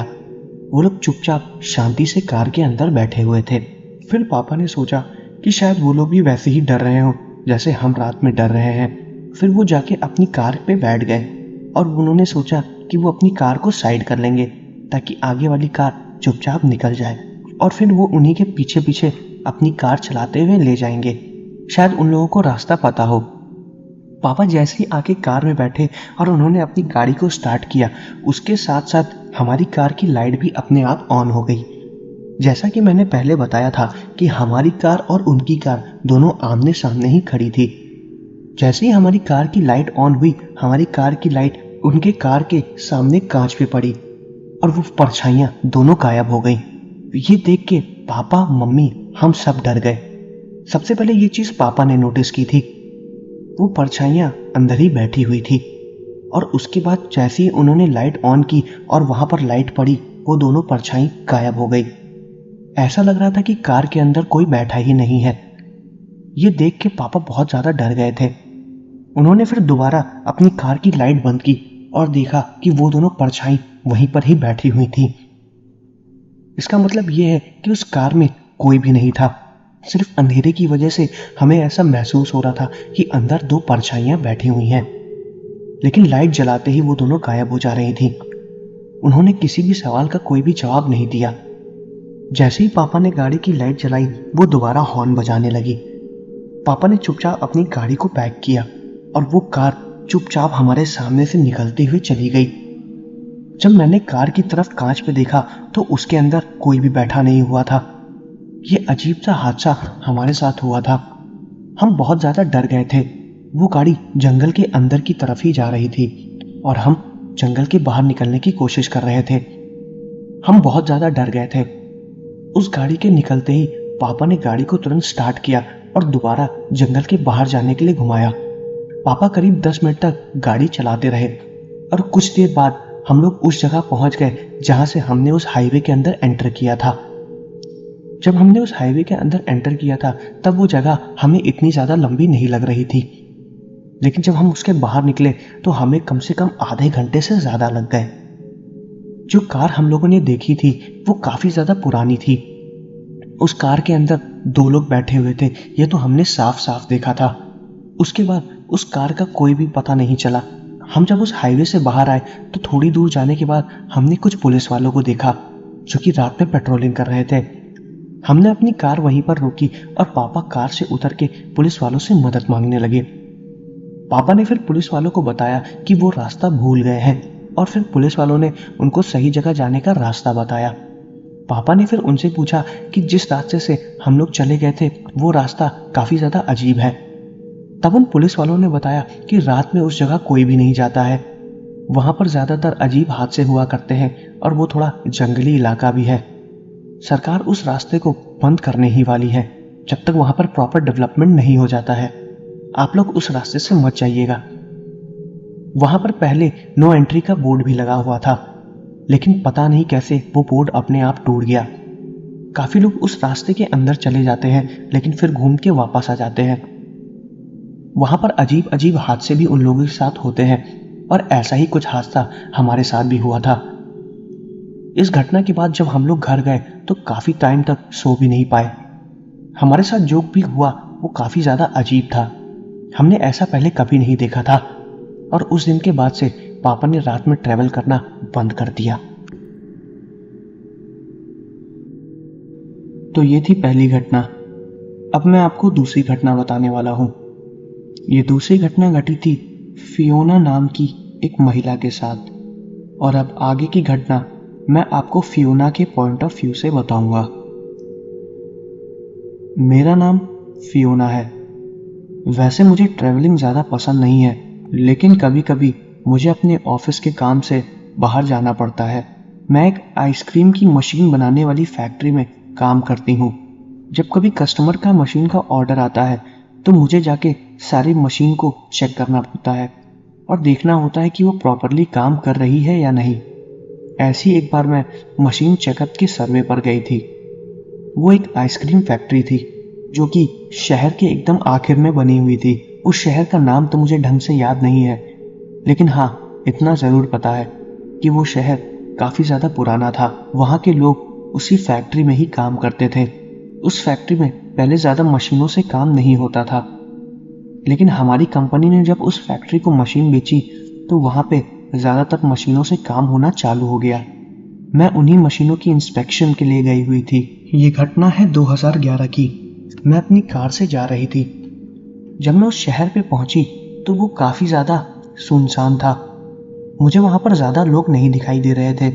मुझे पता चला था कि वो फैक्ट्री शहर के एकदम पीछे है। मैंने अपने साथ काफी सामान भी रख लिया था क्योंकि उस एरिया में काफी सुंदर पहाड़ भी हैं। तो मैंने सोचा कि इंस्पेक्शन के साथ एक ट्रिप भी हो जाएगी। मैंने अपना सारा सामान रखा और उसी शहर के रास्ते मैं मशीन्स को चेक करने के लिए चली गई। इंस्पेक्शन में काफी ज्यादा टाइम लग गया था। मेरे पास अपनी ट्रिप करने का समय ही नहीं बचा था। मुझे अगले दिन कंपनी को रिपोर्ट्स भी जाके सबमिट करनी थी, इसलिए मैंने अपनी ट्रिप को कैंसिल किया और मैंने सोचा कि मैं रात में ही वहां से वापस निकल लूं। हालांकि वहां के स्टाफ वालों ने मुझे रोकने की कोशिश की। उन्होंने मेरे लिए प्रॉपर रूम का अरेंजमेंट कर लिया था, लेकिन मुझे जल्द से जल्द सारी रिपोर्ट सबमिट करनी थी, इसलिए मुझे रात में ही निकलना पड़ा। वो फैक्ट्री लगभग क्लोज हो गई थी। उस फैक्ट्री के बंद होने के बाद मैं बस कुछ देर तक उस एरिया में घूमी और उसके बाद वहां से वापस जाने लगी। जब मैं वहां से वापस जा रही थी तो फैक्ट्री के सारे लोग घर जा चुके थे और फैक्ट्री लगभग बंद ही हो गई थी। मैं उस शहर से भी निकल के गई जहां पर मुझे ज्यादा लोग दिखाई नहीं दे रहे थे। वो शहर काफी ज्यादा पुराना था। ऐसा लग रहा था कि वहां पर कोई रहता ही नहीं है। वहां पर मुझे एक भी बच्चे नहीं दिखाई दिए, सिर्फ बूढ़े लोग ही थे। बहुत अजीब सी नेगेटिव फीलिंग भी आ रही थी। मुझे ऐसा लग रहा था कि यहाँ पर कुछ बहुत ही अजीब घटा है जो किसी को नहीं पता। मैंने वहां के लोगों से बात करने की और पूछने की कोशिश भी की कि यहाँ पर ऐसा वातावरण क्यों है, लेकिन वहां के लोग तो मुझसे बात करने में इंटरेस्टेड ही नहीं थे। ऐसा लग रहा था कि वो किसी बाहरी से बात ही नहीं करना चाह रहे थे। मुझे भी लेट हो रहा था, इसलिए मैंने अपनी गाड़ी स्टार्ट की और वहां से निकलने लगी। वो शहर थोड़ा सा ज्यादा ही बड़ा था, तभी मुझे उस फैक्ट्री में पहुंचने में काफी टाइम लग गया। अंधेरा भी लगभग हो ही गया था। उस वक्त शायद शाम के 7 या 8 बज रहे थे। मैं गाड़ी को ड्राइव कर रही थी। मुझे सिगरेट पीने की आदत थी और मैं अकेले बोर भी हो रही थी। मैंने अपनी कार में म्यूजिक लगाया, लेकिन वहां पर नेटवर्क नहीं आ रहा था, तो मेरी कार का रेडियो ठीक से काम नहीं कर रहा था और मेरे फ़ोन की भी बैटरी डाउन हो गई थी, इसलिए वो चार्ज पे लगा हुआ था। गाड़ी धीरे धीरे चल रही थी। गाड़ी चलते ही मैंने अपने बैग से सिगरेट निकाली और निकाल के उसको जलाने लगी। 5 से 6 सेकंड के लिए मेरी नज़र सामने रोड से हट गई। मुझे सामने रोड दिखाई दे रही थी और दोनों तरफ घर बने हुए थे, लेकिन घर में कोई भी नहीं दिखाई दे रहा था। वो शहर एकदम खाली था। ऐसा लग रहा था कि सब रात की वजह से सो गए हैं। मैंने जैसे ही अपनी नज़र सामने से हटाई और सिगरेट जला के जैसे ही सामने की तरफ देखा, मैंने देखा कि मेरे सामने एक छोटी सी बच्ची है जो कि सामने आके खड़ी है। तो मैंने उस बच्ची को ठोकर मार दी और वो बच्ची सीधा आके मेरी कार के कांच पे गिरी, जिसकी वजह से मेरा कांच टूट गया। ये देखते ही मैंने गाड़ी को तुरंत रोक दिया। मैं बहुत ज़्यादा परेशान हो गई थी। मेरे हाथों उस बच्ची का एक्सीडेंट हो गया था। मेरी गाड़ी का कांच भी टूट चुका था। उसको साफ साफ मैंने लड़ते हुए देखा था और मैंने उसकी आवाज़ भी सुनी थी। मैंने तुरंत गाड़ी को रोका और गाड़ी से उतर के उस बच्ची को देखने लगी। और ताजुब की बात तो ये थी कि वहां पर कोई भी नहीं था। मुझे वहां पर कोई भी बच्ची नहीं दिखाई दी। हालांकि मेरी गाड़ी का कांच टूट चुका था और मेरी गाड़ी के बोनट पे हल्का सा डेंट भी हो गया था, लेकिन मैंने दूर दूर तक किसी भी बच्ची को नहीं देखा और ना ही उसके शरीर को। मुझे लगा कि शायद वो मर गई हो या फिर साइड में कहीं गिर गई हो। उस वक्त वहां पर कोई भी नहीं था और काफी ज्यादा अंधेरा था और सब कुछ एकदम सुनसान था। मैंने अपनी कार से फ्लैशलाइट निकाली और उस बच्ची को ढूंढने लगी, लेकिन मुझे वो कहीं नहीं दिखी। मुझे साफ साफ अच्छे से याद है कि वो एक छोटी सी बच्ची थी। मैंने काफी देर तक उसको ढूंढा, लेकिन वहां पर कोई भी नहीं दिखा। घर के सारे दरवाजे बंद थे। मुझे बहुत ज्यादा डर लग रहा था। मुझे कुछ भी समझ में नहीं आ रहा था कि आखिर क्या हुआ मेरे साथ। मैंने उसको ढूंढने की बहुत कोशिश की। वो मेरा कोई वहम नहीं था। अगर मेरा कोई वहम होता तो गाड़ी का कांच कैसे टूटता? मुझे कुछ भी समझ में नहीं आ रहा था। उसके बाद मैं कार में बैठी और मैं कार को तेजी से ड्राइव करने लगी। करीब 15 मिनट बाद मैं उस शहर से निकल गई और गाड़ी ड्राइव करते वक्त मैं बार बार अपनी कार की बैक सीट पर देख रही थी। मुझे ऐसा महसूस हो रहा था कि मेरे कार की बैक सीट पर कोई बैठा हुआ है। मैं बहुत ज़्यादा डर गई थी। मैं गाड़ी को जितनी तेजी से हो सके उतनी तेजी से चला रही थी।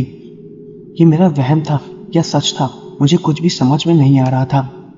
ये अजीब सी घटना घटने के बाद मैं कभी भी किसी भी इंस्पेक्शन पे नहीं गई, लेकिन मेरी गाड़ी का कांच फूटा था और मेरी गाड़ी के बोनट पे डेंट भी आया था। वो क्या था मुझे कुछ भी नहीं पता, लेकिन ये घटना मैं कभी भी भूल नहीं पाऊंगी। ये थी दूसरी घटना। अब मैं आपको तीसरी घटना बताने वाला हूं। ये तीसरी घटना घटी थी डोनाल्ड नाम के एक आदमी के साथ, और अब आगे की घटना मैं आपको डोनाल्ड के पॉइंट ऑफ व्यू से बताऊंगा। मेरा नाम डोनाल्ड है और मैं एक बार ज़रूरी काम से अपने दोस्त के यहाँ जा रहा था, जो कि थोड़ा माउंटेन्स हिली एरिया पे रहता है। उसके वहाँ जाने के लिए सड़कें काफ़ी ज़्यादा अजीब है, बहुत कंफ्यूजिंग रास्ता है। अगर रात के वक्त उस रास्ते से निकलो तो रास्ता भूल जाओ। ऐसे ही एक बार मैं उसी रास्ते से जा रहा था। उस वक्त रात के करीब 11 या 12 बज रहे होंगे। मैं अंधेरे में ही ड्राइव कर रहा था। मेरी कार की लाइट्स ऑन थी, जिससे मुझे रोड साफ साफ दिखाई दे रही थी। मैं 2-3 बार गलत रास्तों पे भी मुड़ गया और 50 से 60 किलोमीटर गलत रास्ते पर गाड़ी ही चलाता रहा। काफ़ी कंफ्यूजिंग एरिया था। बाद में मुझे पता चला कि वहाँ पर एक शॉर्टकट है। मैं उसी रास्ते से वहाँ से भी निकलने लगा। हालांकि वहाँ पर रात में बहुत सी गाड़ियाँ चलती थीं, तो मैं किसी तरह लोगों से पूछते हुए उस एरिया से बाहर निकला। ज़्यादा गाड़ी चलने की वजह से मेरी कार का गैस ख़त्म होने लगा था। मुझे पास में कोई गैस स्टेशन भी नहीं मिल रहा था। काफ़ी ज़्यादा टाइम हो गया था। मैंने जब अपने मोबाइल फ़ोन पे चेक किया तो मुझे नियरेस्ट एक गैस स्टेशन दिखा रहा था, लेकिन वो एक दूसरे रास्ते पे था और जो बाकी के गैस स्टेशन दिखा रहे थे वो काफ़ी ज़्यादा दूर थे। वहाँ पर मेरी कार जा नहीं सकती थी, इसलिए मैंने अपने नियरेस्ट गैस स्टेशन को ही चुना। वहाँ जाने के लिए एक शॉर्टकट रास्ता बना हुआ था, तो मैंने अपनी कार उसी तरफ घुमा ली। वहां पर जाने के लिए रोड तो काफी अच्छी थी, लेकिन रोड पे काफी ज्यादा पेड़ पौधे भी थे। उस पूरे एरिया में वही एक रोड थी जो काफी ज्यादा सुनसान थी। जब मैं किसी तरह ढूंढते हुए उस गैस स्टेशन के पास पहुंचा तो वो बंद था। वो काफी ज्यादा पुराना गैस स्टेशन था। ऐसा लग रहा था कि काफी महीनों से उसको खोला तक नहीं गया है। मैं वहां पर उतरा और मैंने देखा कि वहां पर कोई भी नहीं है। मैंने वहां पर लोगों को आवाज भी दी, लेकिन किसी ने कोई भी आवाज नहीं सुनी। गैस स्टेशन की मशीनों को देख के लग रहा था कि वो अभी भी चालू है, लेकिन उनमें काफी ज्यादा धूल पड़ी हुई थी। ऐसा लग रहा था कि उनको किसी ने 2-3 महीने से यूज भी नहीं किया है। मैंने उसमें से गैस निकाल के अपनी कार में डालने की कोशिश भी की, लेकिन वो मशीनें तुरंत बंद हो गईं। वो चल भी नहीं रही थी। मेरी कार में अब इतना भी फ्यूल नहीं बचा था कि मैं वापस उसी रास्ते पर जा सकूं और किसी से हेल्प ले सकूं। मैं फिर जाके अपनी कार में बैठ गया और इमरजेंसी हेल्प के लिए पुलिस वालों को फोन करने लगा। पुलिस वालों ने मेरा लोकेशन लिया और उन्होंने मुझसे बोला कि मैं कुछ देर वहां पर वेट करूं। वो लोग जल्द से जल्द मेरी मदद के लिए वहां पर पहुंच जाएंगे। उनकी बात मान के मैं उसी लोकेशन पर बैठा हुआ था। वो एरिया काफी ज्यादा शांत और सुनसान था। मैंने अपने कार की खिड़की खोल रखी थी और सिगरेट पी रहा था।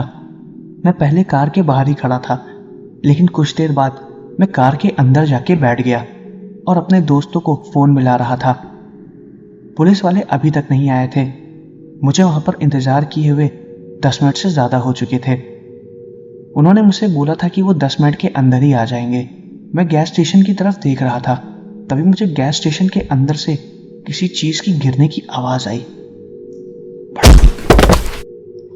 जब मैंने गौर से देखा तो मुझे अंदर 1-2 परछाइयां हिलती हुई नजर आईं।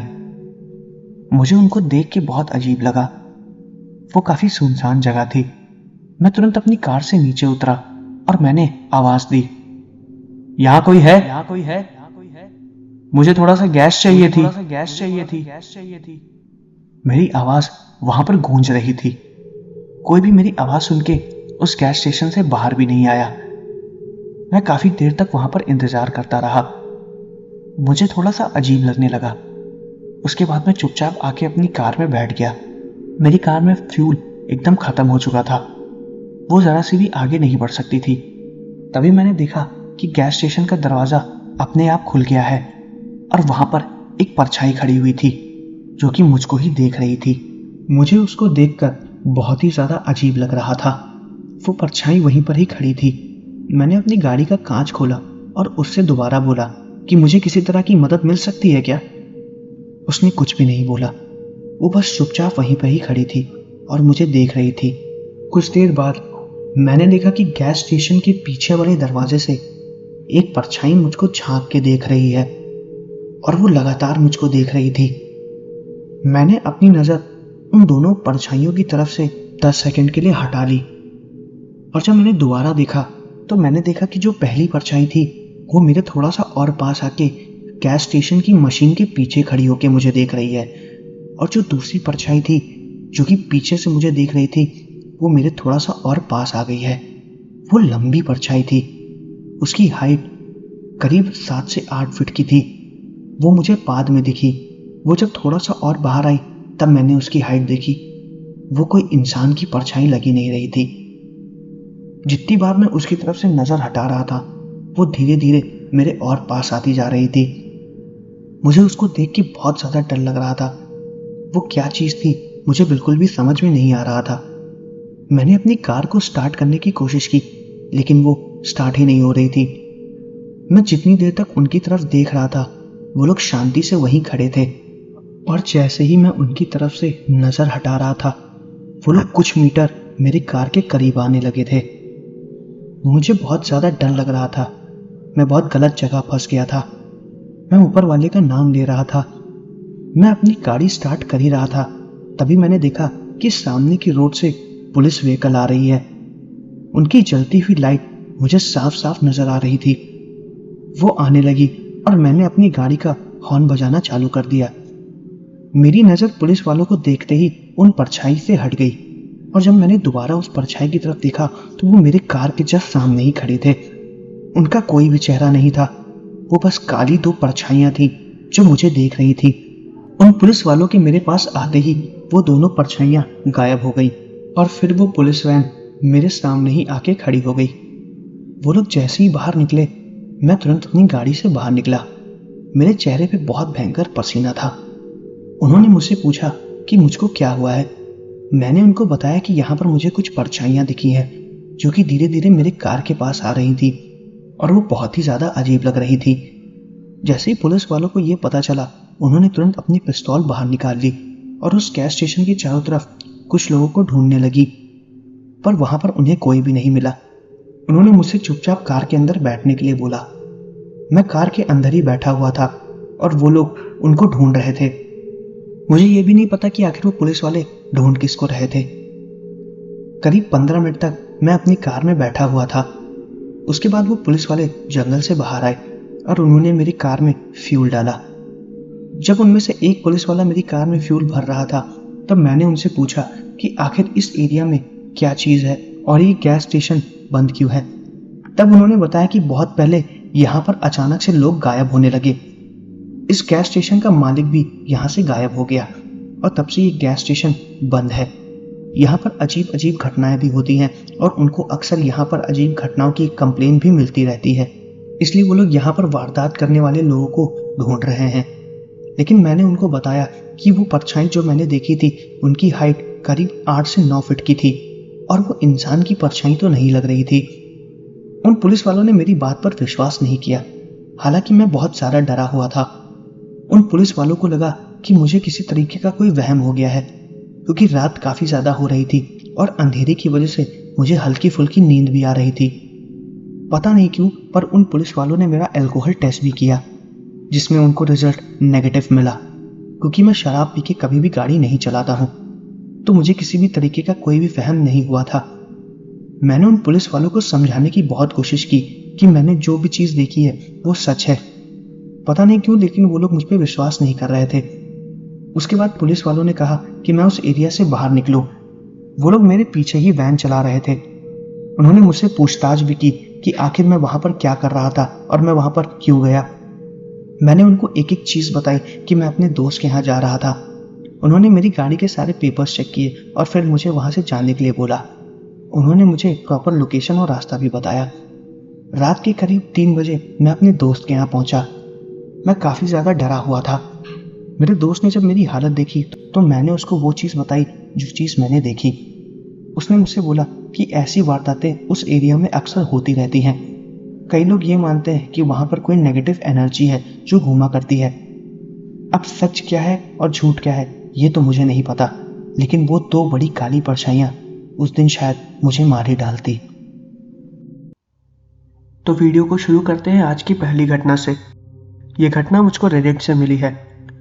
ये घटना जिसके साथ घटी थी उस व्यक्ति का नाम मार्बल्स था, और अब आगे की घटना मैं आपको मार्बल्स के पॉइंट ऑफ व्यू से बताऊंगा। मेरा नाम मार्बल्स है। मैं साउथ अफ्रीका में एक डिलीवरी बॉय का काम करता था। मैंने लगातार 6 महीने तक काम किया। मुझे घूमने फिरने का बहुत शौक था। 6 महीने के लंबे काम के बाद मैंने सोचा कि मैं कुछ दिनों की छुट्टी ले लूं। मैं अपने काम में इतना ज़्यादा व्यस्त रहता था कि मेरे ज़्यादा दोस्त भी नहीं थे। मेरे घर में मेरे माँ, मेरे पिताजी और मेरी एक छोटी बहन थी। काम से छुट्टी लेने के बाद मैंने सोचा कि मैं अपने फैमिली के साथ एक ट्रिप पर जाऊंगा, लेकिन जब मैंने छुट्टी ली तो मेरे पापा को उनके ऑफिस से छुट्टी नहीं मिल पाई और मम्मी को भी अपने काम से छुट्टी नहीं मिल पाई। मेरी बहन अभी छोटी थी तो वो मेरे साथ अकेले नहीं जा सकती थी, इसलिए मैंने अकेले ही ट्रिप पर जाने के लिए सोचा। मेरे ज़्यादा दोस्त भी नहीं थे। मेरा एक दोस्त एडविन था, लेकिन उसकी भी तबीयत खराब थी तो वो मेरे साथ ट्रिप पर नहीं जा पाया। मैंने सोचा मुझे ये मौका दोबारा नहीं मिलेगा, इसलिए मैं अकेले ही ट्रिप पर निकल गया। जब ये घटना मेरे साथ घटी तब मेरी उम्र करीब 25 साल की थी और ये घटना सन 2002 की है। साउथ अफ्रीका के पहाड़ अपने आप में ही बहुत अच्छे हैं और खूबसूरत भी। वहाँ से व्यू काफ़ी ज़्यादा अच्छा आता है। मैं बहुत पहले एक बार अपने पापा के साथ उन पहाड़ों पर गया था और शायद अपने काफ़ी लंबे अरसे के बाद दूसरी बार छुट्टियों पर जा रहा हूँ। उस वक्त मेरे पास पैसे तो थे, लेकिन मेरे पास कोई गाड़ी नहीं थी और ना ही मेरे पास कोई ड्राइविंग लाइसेंस था। हालांकि मुझे पापा की गाड़ी चलानी ज़रूर आती थी। साउथ अफ्रीका के मैस्टन नाम के स्टेशन से मेरी ट्रेन थी।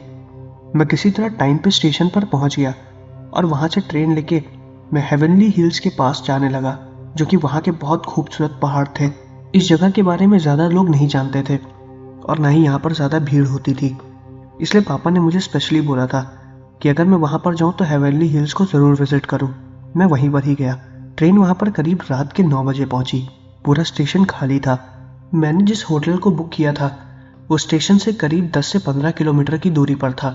उस वक्त मुझे वहाँ पर जाने का कोई रास्ता भी नहीं पता था। मेरे पास उस जगह का मैप था, लेकिन मैं ढंग से उसको देख नहीं पा रहा था। वहाँ पर टैक्सी भी अवेलेबल नहीं थी, इसलिए मैंने सोचा कि मैं पैदल ही चला जाऊँ। मुझे नहीं पता था कि मैं सही रास्ते पर जा रहा हूँ या नहीं, लेकिन मुझे इतना ज़रूर पता था कि कोई ना कोई मुझे मदद के लिए ज़रूर मिल जाएगा। मैं करीबन 2 किलोमीटर तक रोड पर पैदल ही चलता रहा। कुछ देर पैदल चलने के बाद मुझे एक बोर्ड दिखा जो कि हेवनली हिल्स की तरफ इशारा कर रहा था। तो उस बोर्ड को देख के मैं ये तो समझ गया था कि मैं सही जगह पर जा रहा हूँ।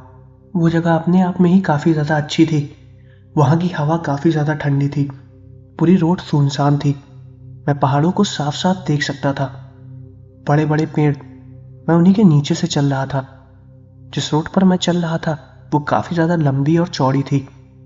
मुझे लगा कि शायद कुछ ही देर में मैं वहाँ पर पहुँच जाऊँगा, लेकिन मैं जितना आगे चलता जा रहा था वो रास्ता उतना ही लंबा होता जा रहा था। करीबन 2 किलोमीटर तक और पैदल चलने के बाद मुझको एक गैस स्टेशन दिखा, जहाँ पर कुछ गाड़ियाँ खड़ी थीं और फ्यूल भरवा रही थीं। मैं जैसे उस गैस स्टेशन के पास पहुँचा, एक गाड़ी निकल के जा चुकी थी और एक वहीं पर ही खड़ी थी। मुझे लगा कि शायद मैं उससे लिफ्ट ले लूँगा। मैं जैसे उस गैस स्टेशन के पास पहुँचा, वहाँ पर जो दूसरी गाड़ी खड़ी थी वो पहले से ही ख़राब थी। और जब मैं स्टोर के अंदर गया तो स्टोर का ओनर वहीं पर ही था।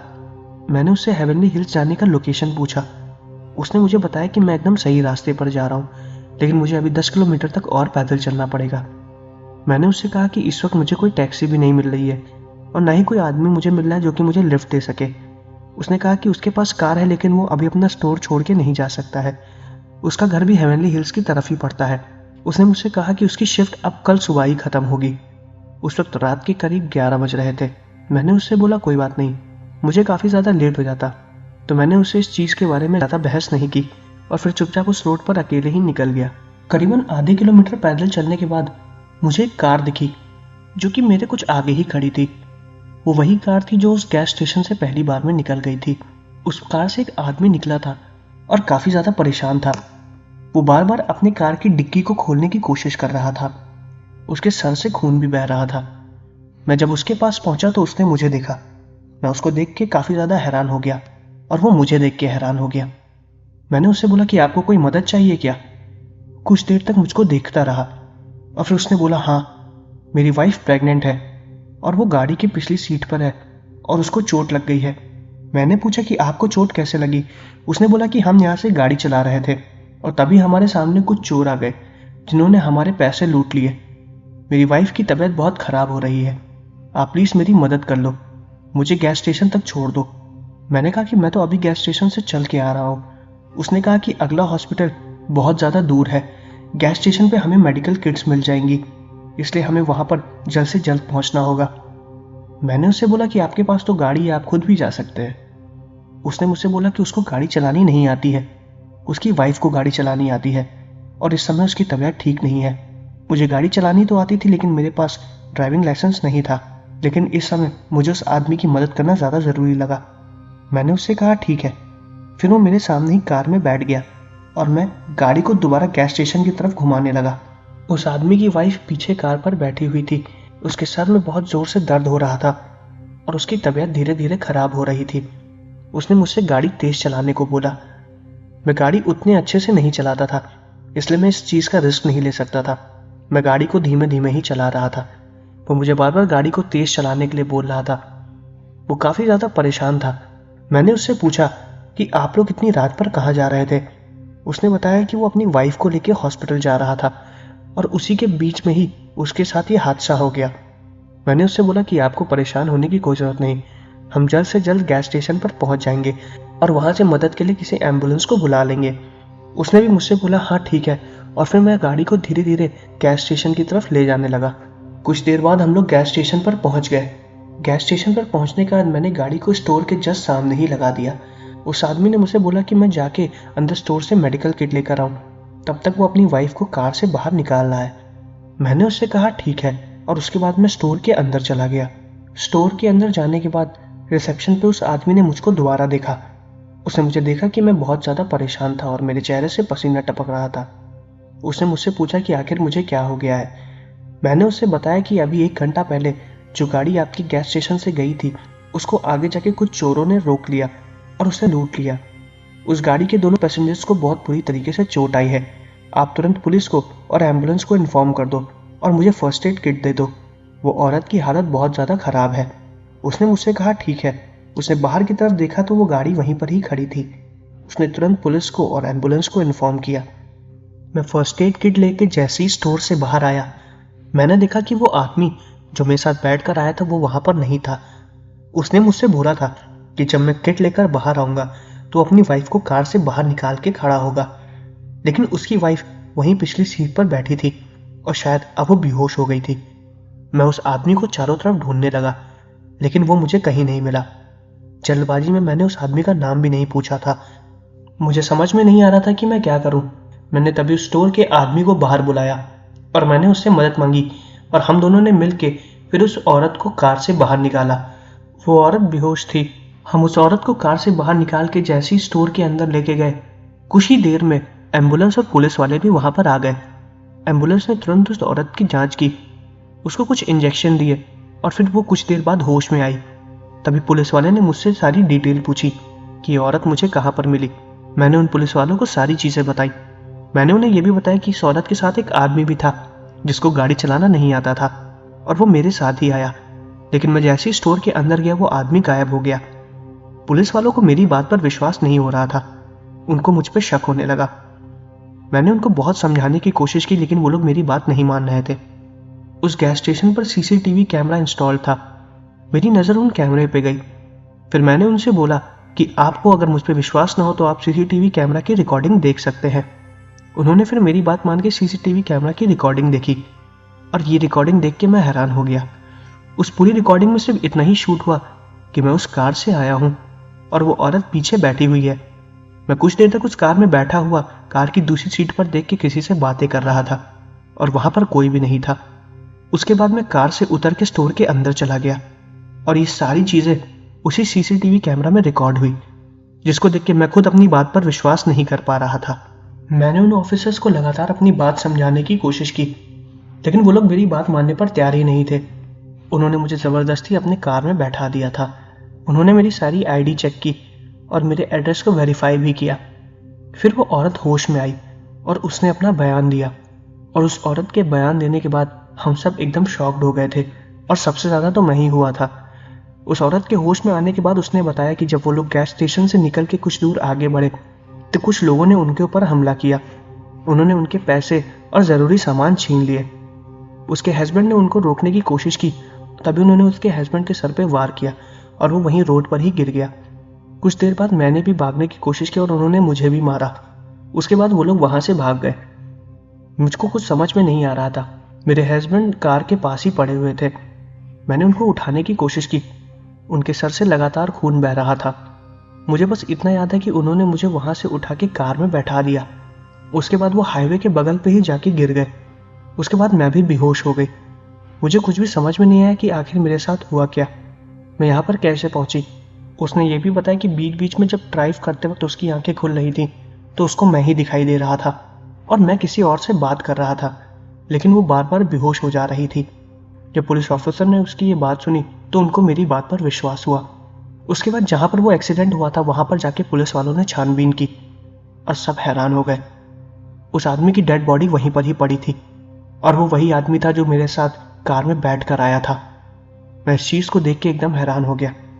मुझे कुछ भी समझ में नहीं आ रहा था कि आखिर ये सब मेरे साथ क्या घटा था। मैं बहुत बड़ी मुसीबत में फंस चुका था, लेकिन मैं उस मुसीबत से बाहर भी आ गया था।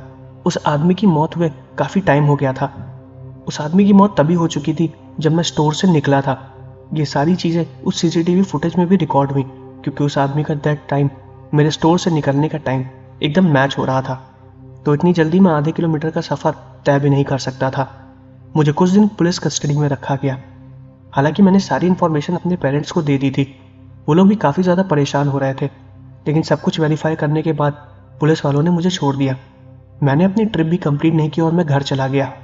मैंने सारी घटी घटना अपने पापा को और अपनी मम्मी को बताई, और इस घटना के बाद से मैं कभी भी ट्रिप पर अकेला नहीं गया, और ये घटना एकदम सच है।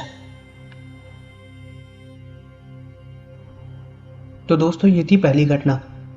अब मैं आपको दूसरी घटना बताने वाला हूँ। ये दूसरी घटना मुझे मेरे एक व्यूअर ने भेजी है, जो कि उनके साथ एक ट्रिप के दौरान ही घटी थी। और अब आगे की घटना मैं आपको उन्हीं के पॉइंट ऑफ व्यू से बताऊंगा। ये घटना मुझको बिहार से अनंत अवस्थी ने भेजी है, और अब आगे की घटना मैं आपको अनंत के पॉइंट ऑफ व्यू से बताऊंगा। मेरा नाम अनंत है और मैं बिहार में गया का रहने वाला हूँ। आप सब लोगों ने गया का नाम तो सुना ही होगा, और वो किस लिए फेमस है वो भी सुना ही होगा। एक बार मैं अपने दोस्तों के साथ एक ट्रिप पर गया था। ये घटना मेरे और मेरे दोस्तों के साथ 2007 में घटी थी। तब मेरी उम्र 16 साल की थी। मेरे दोस्त के साथ उनके बड़े भाई भी थे। हम कुल मिला के 4 लोग थे। मैं पहले कभी भी उत्तराखंड नहीं गया था। हमने उत्तराखंड जाने के लिए बस की, और फिर हम लोग बस से ही जा रहे थे। बीच रास्ते में हमारी बस खराब हो गई। बस कंडक्टर ने हमसे बोला कि उसने एक दूसरी बस मंगवाई है, जो कि सारे पैसेंजर्स को भेज सकती है, लेकिन वो बस आने में करीबन 1 घंटा लगेगा। हमने सोचा कि हम इतना देर इंतज़ार नहीं करेंगे, इसलिए हम बस से उतर गए। हमें हमारे टिकट के पैसे भी वापस मिल गए थे। जब हम बस से नीचे उतरे तो उस वक्त करीब 5 बज रहे थे। रोड पे गाड़ियाँ आ जा तो रही थी, लेकिन कोई भी ट्रेवलर वाली गाड़ी नहीं थी जिसमें हम लोग बैठकर जा सके। ना ही उस रूट पर कोई बस आ रही थी, और जो बस आने वाली थी उसको आने में 1 घंटा लगने वाला था। इसलिए हम चारों लोग कुछ देर तक पैदल ही चल रहे थे। हमने सोचा कि कुछ आगे जाने के बाद हमें कोई और बस मिल जाए जिससे हम अपने ट्रिप को पूरा कर सकें। हमें पैदल चलते हुए 1 घंटे से ज़्यादा हो चुके थे। मेरा बाहर घूमने का पहला एक्सपीरियंस ही एकदम ख़राब था। तभी मेरा दोस्त, जिसका नाम जितिन है, उसने मुझसे बोला कि मुझे परेशान होने की कोई ज़रूरत नहीं, कुछ देर में कोई एक गाड़ी मिल जाएगी जिससे हम आगे जा सकेंगे। मैंने भी बोला ठीक है। कुछ दूर आगे जाने के बाद हमें एक गाड़ी और मिली, जिसने हमें पास के ही बस स्टॉप पर छोड़ दिया। उसने हमें बताया कि यहाँ से उत्तराखंड जाने के लिए ढेर सारी बसें मिलती रहती हैं। हमने कहा ठीक है। हम फिर वहीं बैठ के बस का इंतज़ार करने लगे। वहाँ पर एक चाय वाला था। हमने उससे पूछा कि उत्तराखंड जाने के लिए बस कितनी देर में आती है। उसने कहा था कि जितनी बस हैं वो सब जा चुकी हैं, और अब एक ही बस बाकी है जो कि 9 बजे जाती है। हम सब उस बस का इंतज़ार करने लगे। उत्तराखंड जाने की उस बस का हमने टिकट लिया। मैं, जितिन और हमारे भैया और उनके दोस्त, हम चारों लोग उस बस पर जाके बैठ गए। उस बस में करीबन 10 लोग थे। बस चलने के करीब 2 घंटे बाद बस एक बस स्टॉप पर रुकी। वहाँ पर हमने चाय नाश्ता किया। बस के आधे लोग उतर चुके थे। उस वक्त उस बस में हम 4 लोग, बस का कंडक्टर और ड्राइवर था। बड़ी ताज्जुब की बात थी कि बस पूरा खाली था, लेकिन बस के पीछे एक आदमी और बैठा हुआ था, और उसने कंबल ओढ़ रखा था। उस वक्त उतनी गर्मी थी, लेकिन उसने उस वक्त कंबल ओढ़ रखा था। हम उसको देख के लगातार हंसे जा रहे थे और आपस में बात कर रहे थे। उस आदमी का चेहरा हमें दिखाई दे रहा था। उसकी लंबी लंबी दाढ़ी थी और उसकी आंखें बड़ी लाल रंग की थी। उसने 1-2 बार हमारी तरफ भी देखा, लेकिन हमने उसे देख के अपना मुंह घुमा लिया, क्योंकि हमें उसको देख के बहुत ही ज़्यादा डर लग रहा था। बस के कंडक्टर ने उससे टिकट भी नहीं लिया। शायद वो बस कंडक्टर को जानता था। हम लोग फिर बैठे हुए सो गए। मेरी आंख रात के करीब 3 बजे खुली। मैंने देखा कि वो बुजुर्ग आदमी मेरी सीट के जस्ट पीछे वाली सीट पर बैठा हुआ है। उस आदमी को देख के मैं एकदम चौंक गया, क्योंकि वो एकदम पिछली सीट पर बैठा हुआ था। फिर वो आके मेरे पास बैठ गया। तब मैंने पहली बार उसकी आंखें देखी। उसकी आंखें पूरी लाल थीं, और वो ऐसे घूर के मुझे देख रहा था कि जैसे उसने कभी इंसान को देखा ही ना हो। मैंने तुरंत जितिन को उठाया। मैंने उससे बोला कि भाई, ये आदमी मुझे कुछ अजीब लग रहा है। ये हमारे पीछे आकर क्यों बैठा है? कहीं हमारे किसी सामान को तो चुराने नहीं आया है? जितिन ने भी पीछे उसे मुड़ के देखा। उसने भी जितिन को देखा, और हम दोनों लोग उसको देख के बहुत ज़्यादा डर गए थे। तभी जितिन ने अपने भाई को उठाया। जितिन ने फिर उस बूढ़े आदमी के बारे में भैया को बताया। भैया ने उस बूढ़े आदमी को देखते ही उससे सवाल पूछा कि दादा, कोई बात है क्या? आप अपनी जगह से उठ के हमारी सीट के पीछे आकर क्यों बैठ गए? उस बूढ़े आदमी ने भैया की बात का भी कोई जवाब नहीं दिया। कुछ देर बाद वो वहीं से उठा और चुपचाप पीछे वाली सीट पर जाके बैठ गया। उसकी हरकत हम चारों को बहुत ही ज़्यादा बेकार लगी। हमने सोचा कि हम कंडक्टर से उस बूढ़े की कंप्लेन करें। वो हमें बहुत ही ज़्यादा अजीब लग रहा था। हमें तो सबसे ज़्यादा यही डर था कि वो हमारा कोई सामान चुरा न ले। कंडक्टर भी अपने में थोड़ा बिजी था, वो शायद पैसों की गिनती कर रहा था। भैया ने सोचा कि कुछ देर में उस कंडक्टर को उस बूढ़े आदमी के बारे में जाकर बता देगा। तब तक हम तीनों लोग अपनी सीट बदल के आगे आकर बैठ गए। हम चारों लोग आगे की तरफ देख रहे थे। वो कंडक्टर जैसे ही अपना काम खत्म करके पीछे की तरफ आया, भैया ने उसको रोका और कंडक्टर को पीछे बैठे उस बूढ़े आदमी के बारे में बताया और उससे पूछने लगा कि भाई वो आदमी कौन है, बहुत ही ज़्यादा अजीब है। हमारे पीछे आकर अचानक से बैठ गया। हमारे किसी भी सवाल का कोई भी जवाब नहीं दे रहा है और हम कोई भी बात कर रहे हैं तो हमें घूर कर देख रहा है। कंडक्टर ने भैया से पूछा कि तुम किस बूढ़े आदमी की बात कर रहे हो। भैया ने जैसे ही पीछे मुड़ के देखा, वो बूढ़ा आदमी वहां पर था ही नहीं। वो देख के एकदम हैरान हो गया था। फिर हम तीनों लोग भी पीछे की तरफ देखने लगे और वहां पर कोई भी नहीं था। फिर हम चारों लोगों ने दोबारा उस कंडक्टर से बोला, अरे वही बूढ़ा आदमी जो पीछे बैठा हुआ था, जब बस ढाबे से चली थी तो वो उसी वक्त आके बैठा था। कंडक्टर ने हमें बहुत अजीब तरीके से देखा। उसने बोला कि भाई साहब आप लोग शराब पी के आए हो क्या?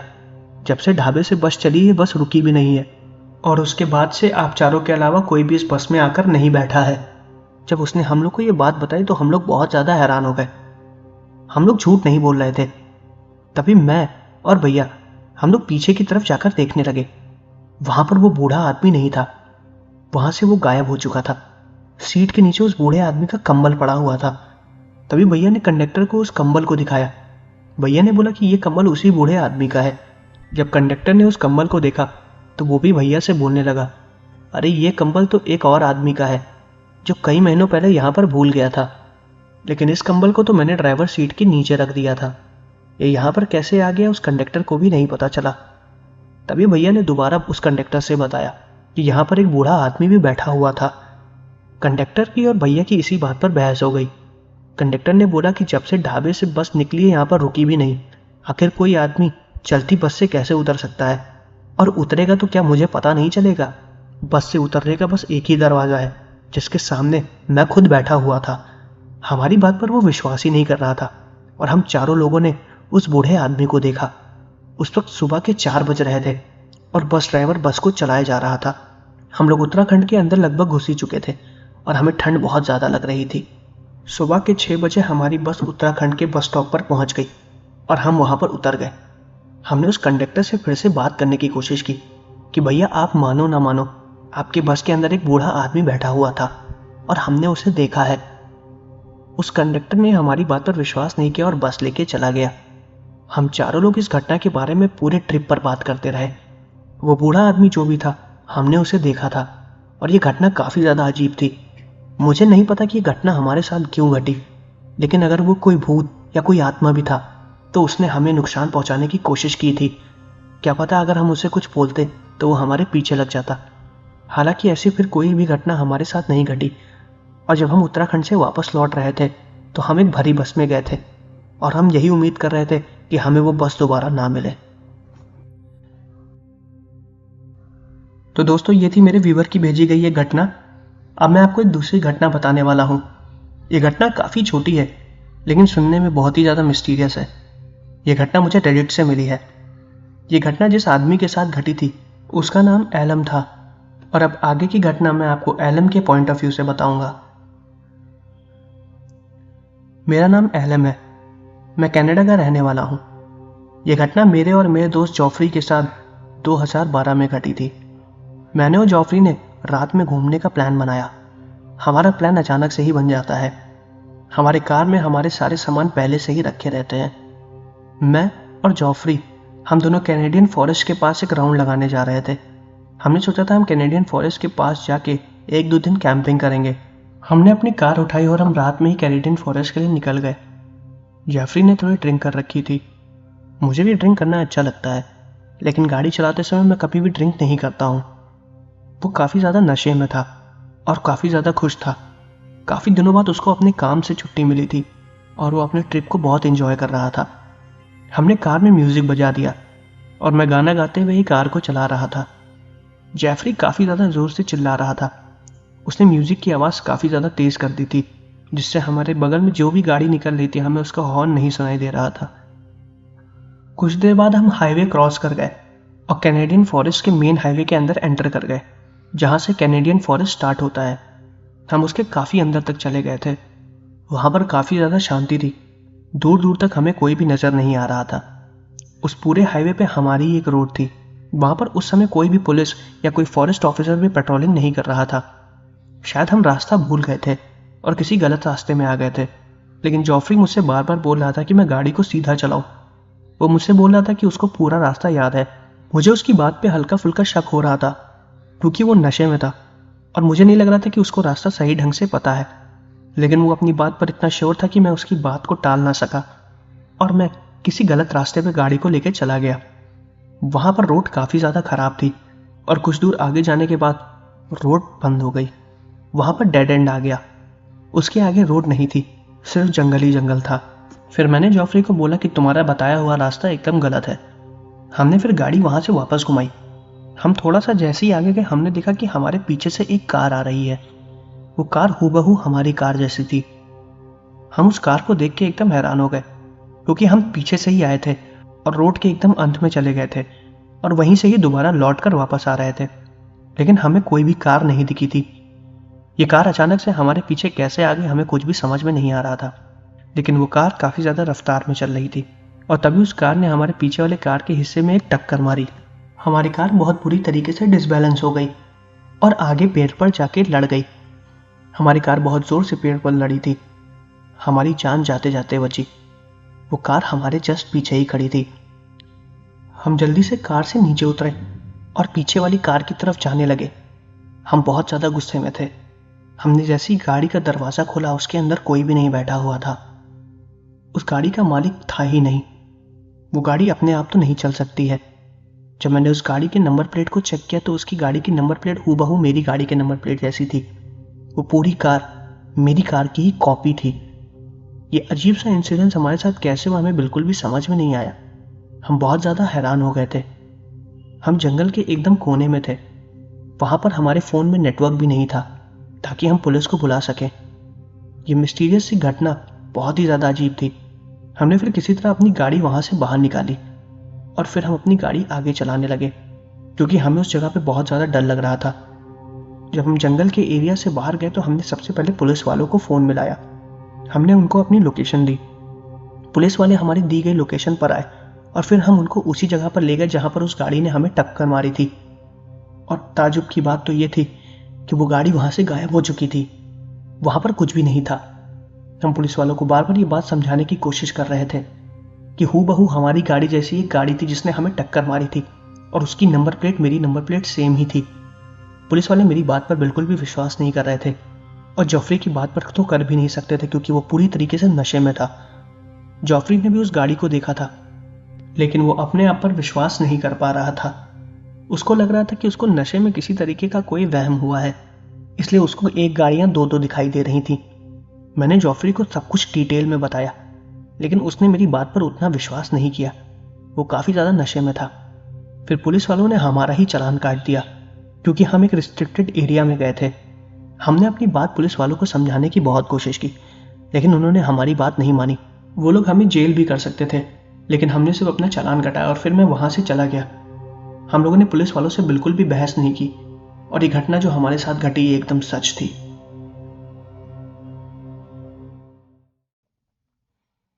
तो दोस्तों, ये थी मेरी पुरानी घटनाओं में से कुछ घटनाएं।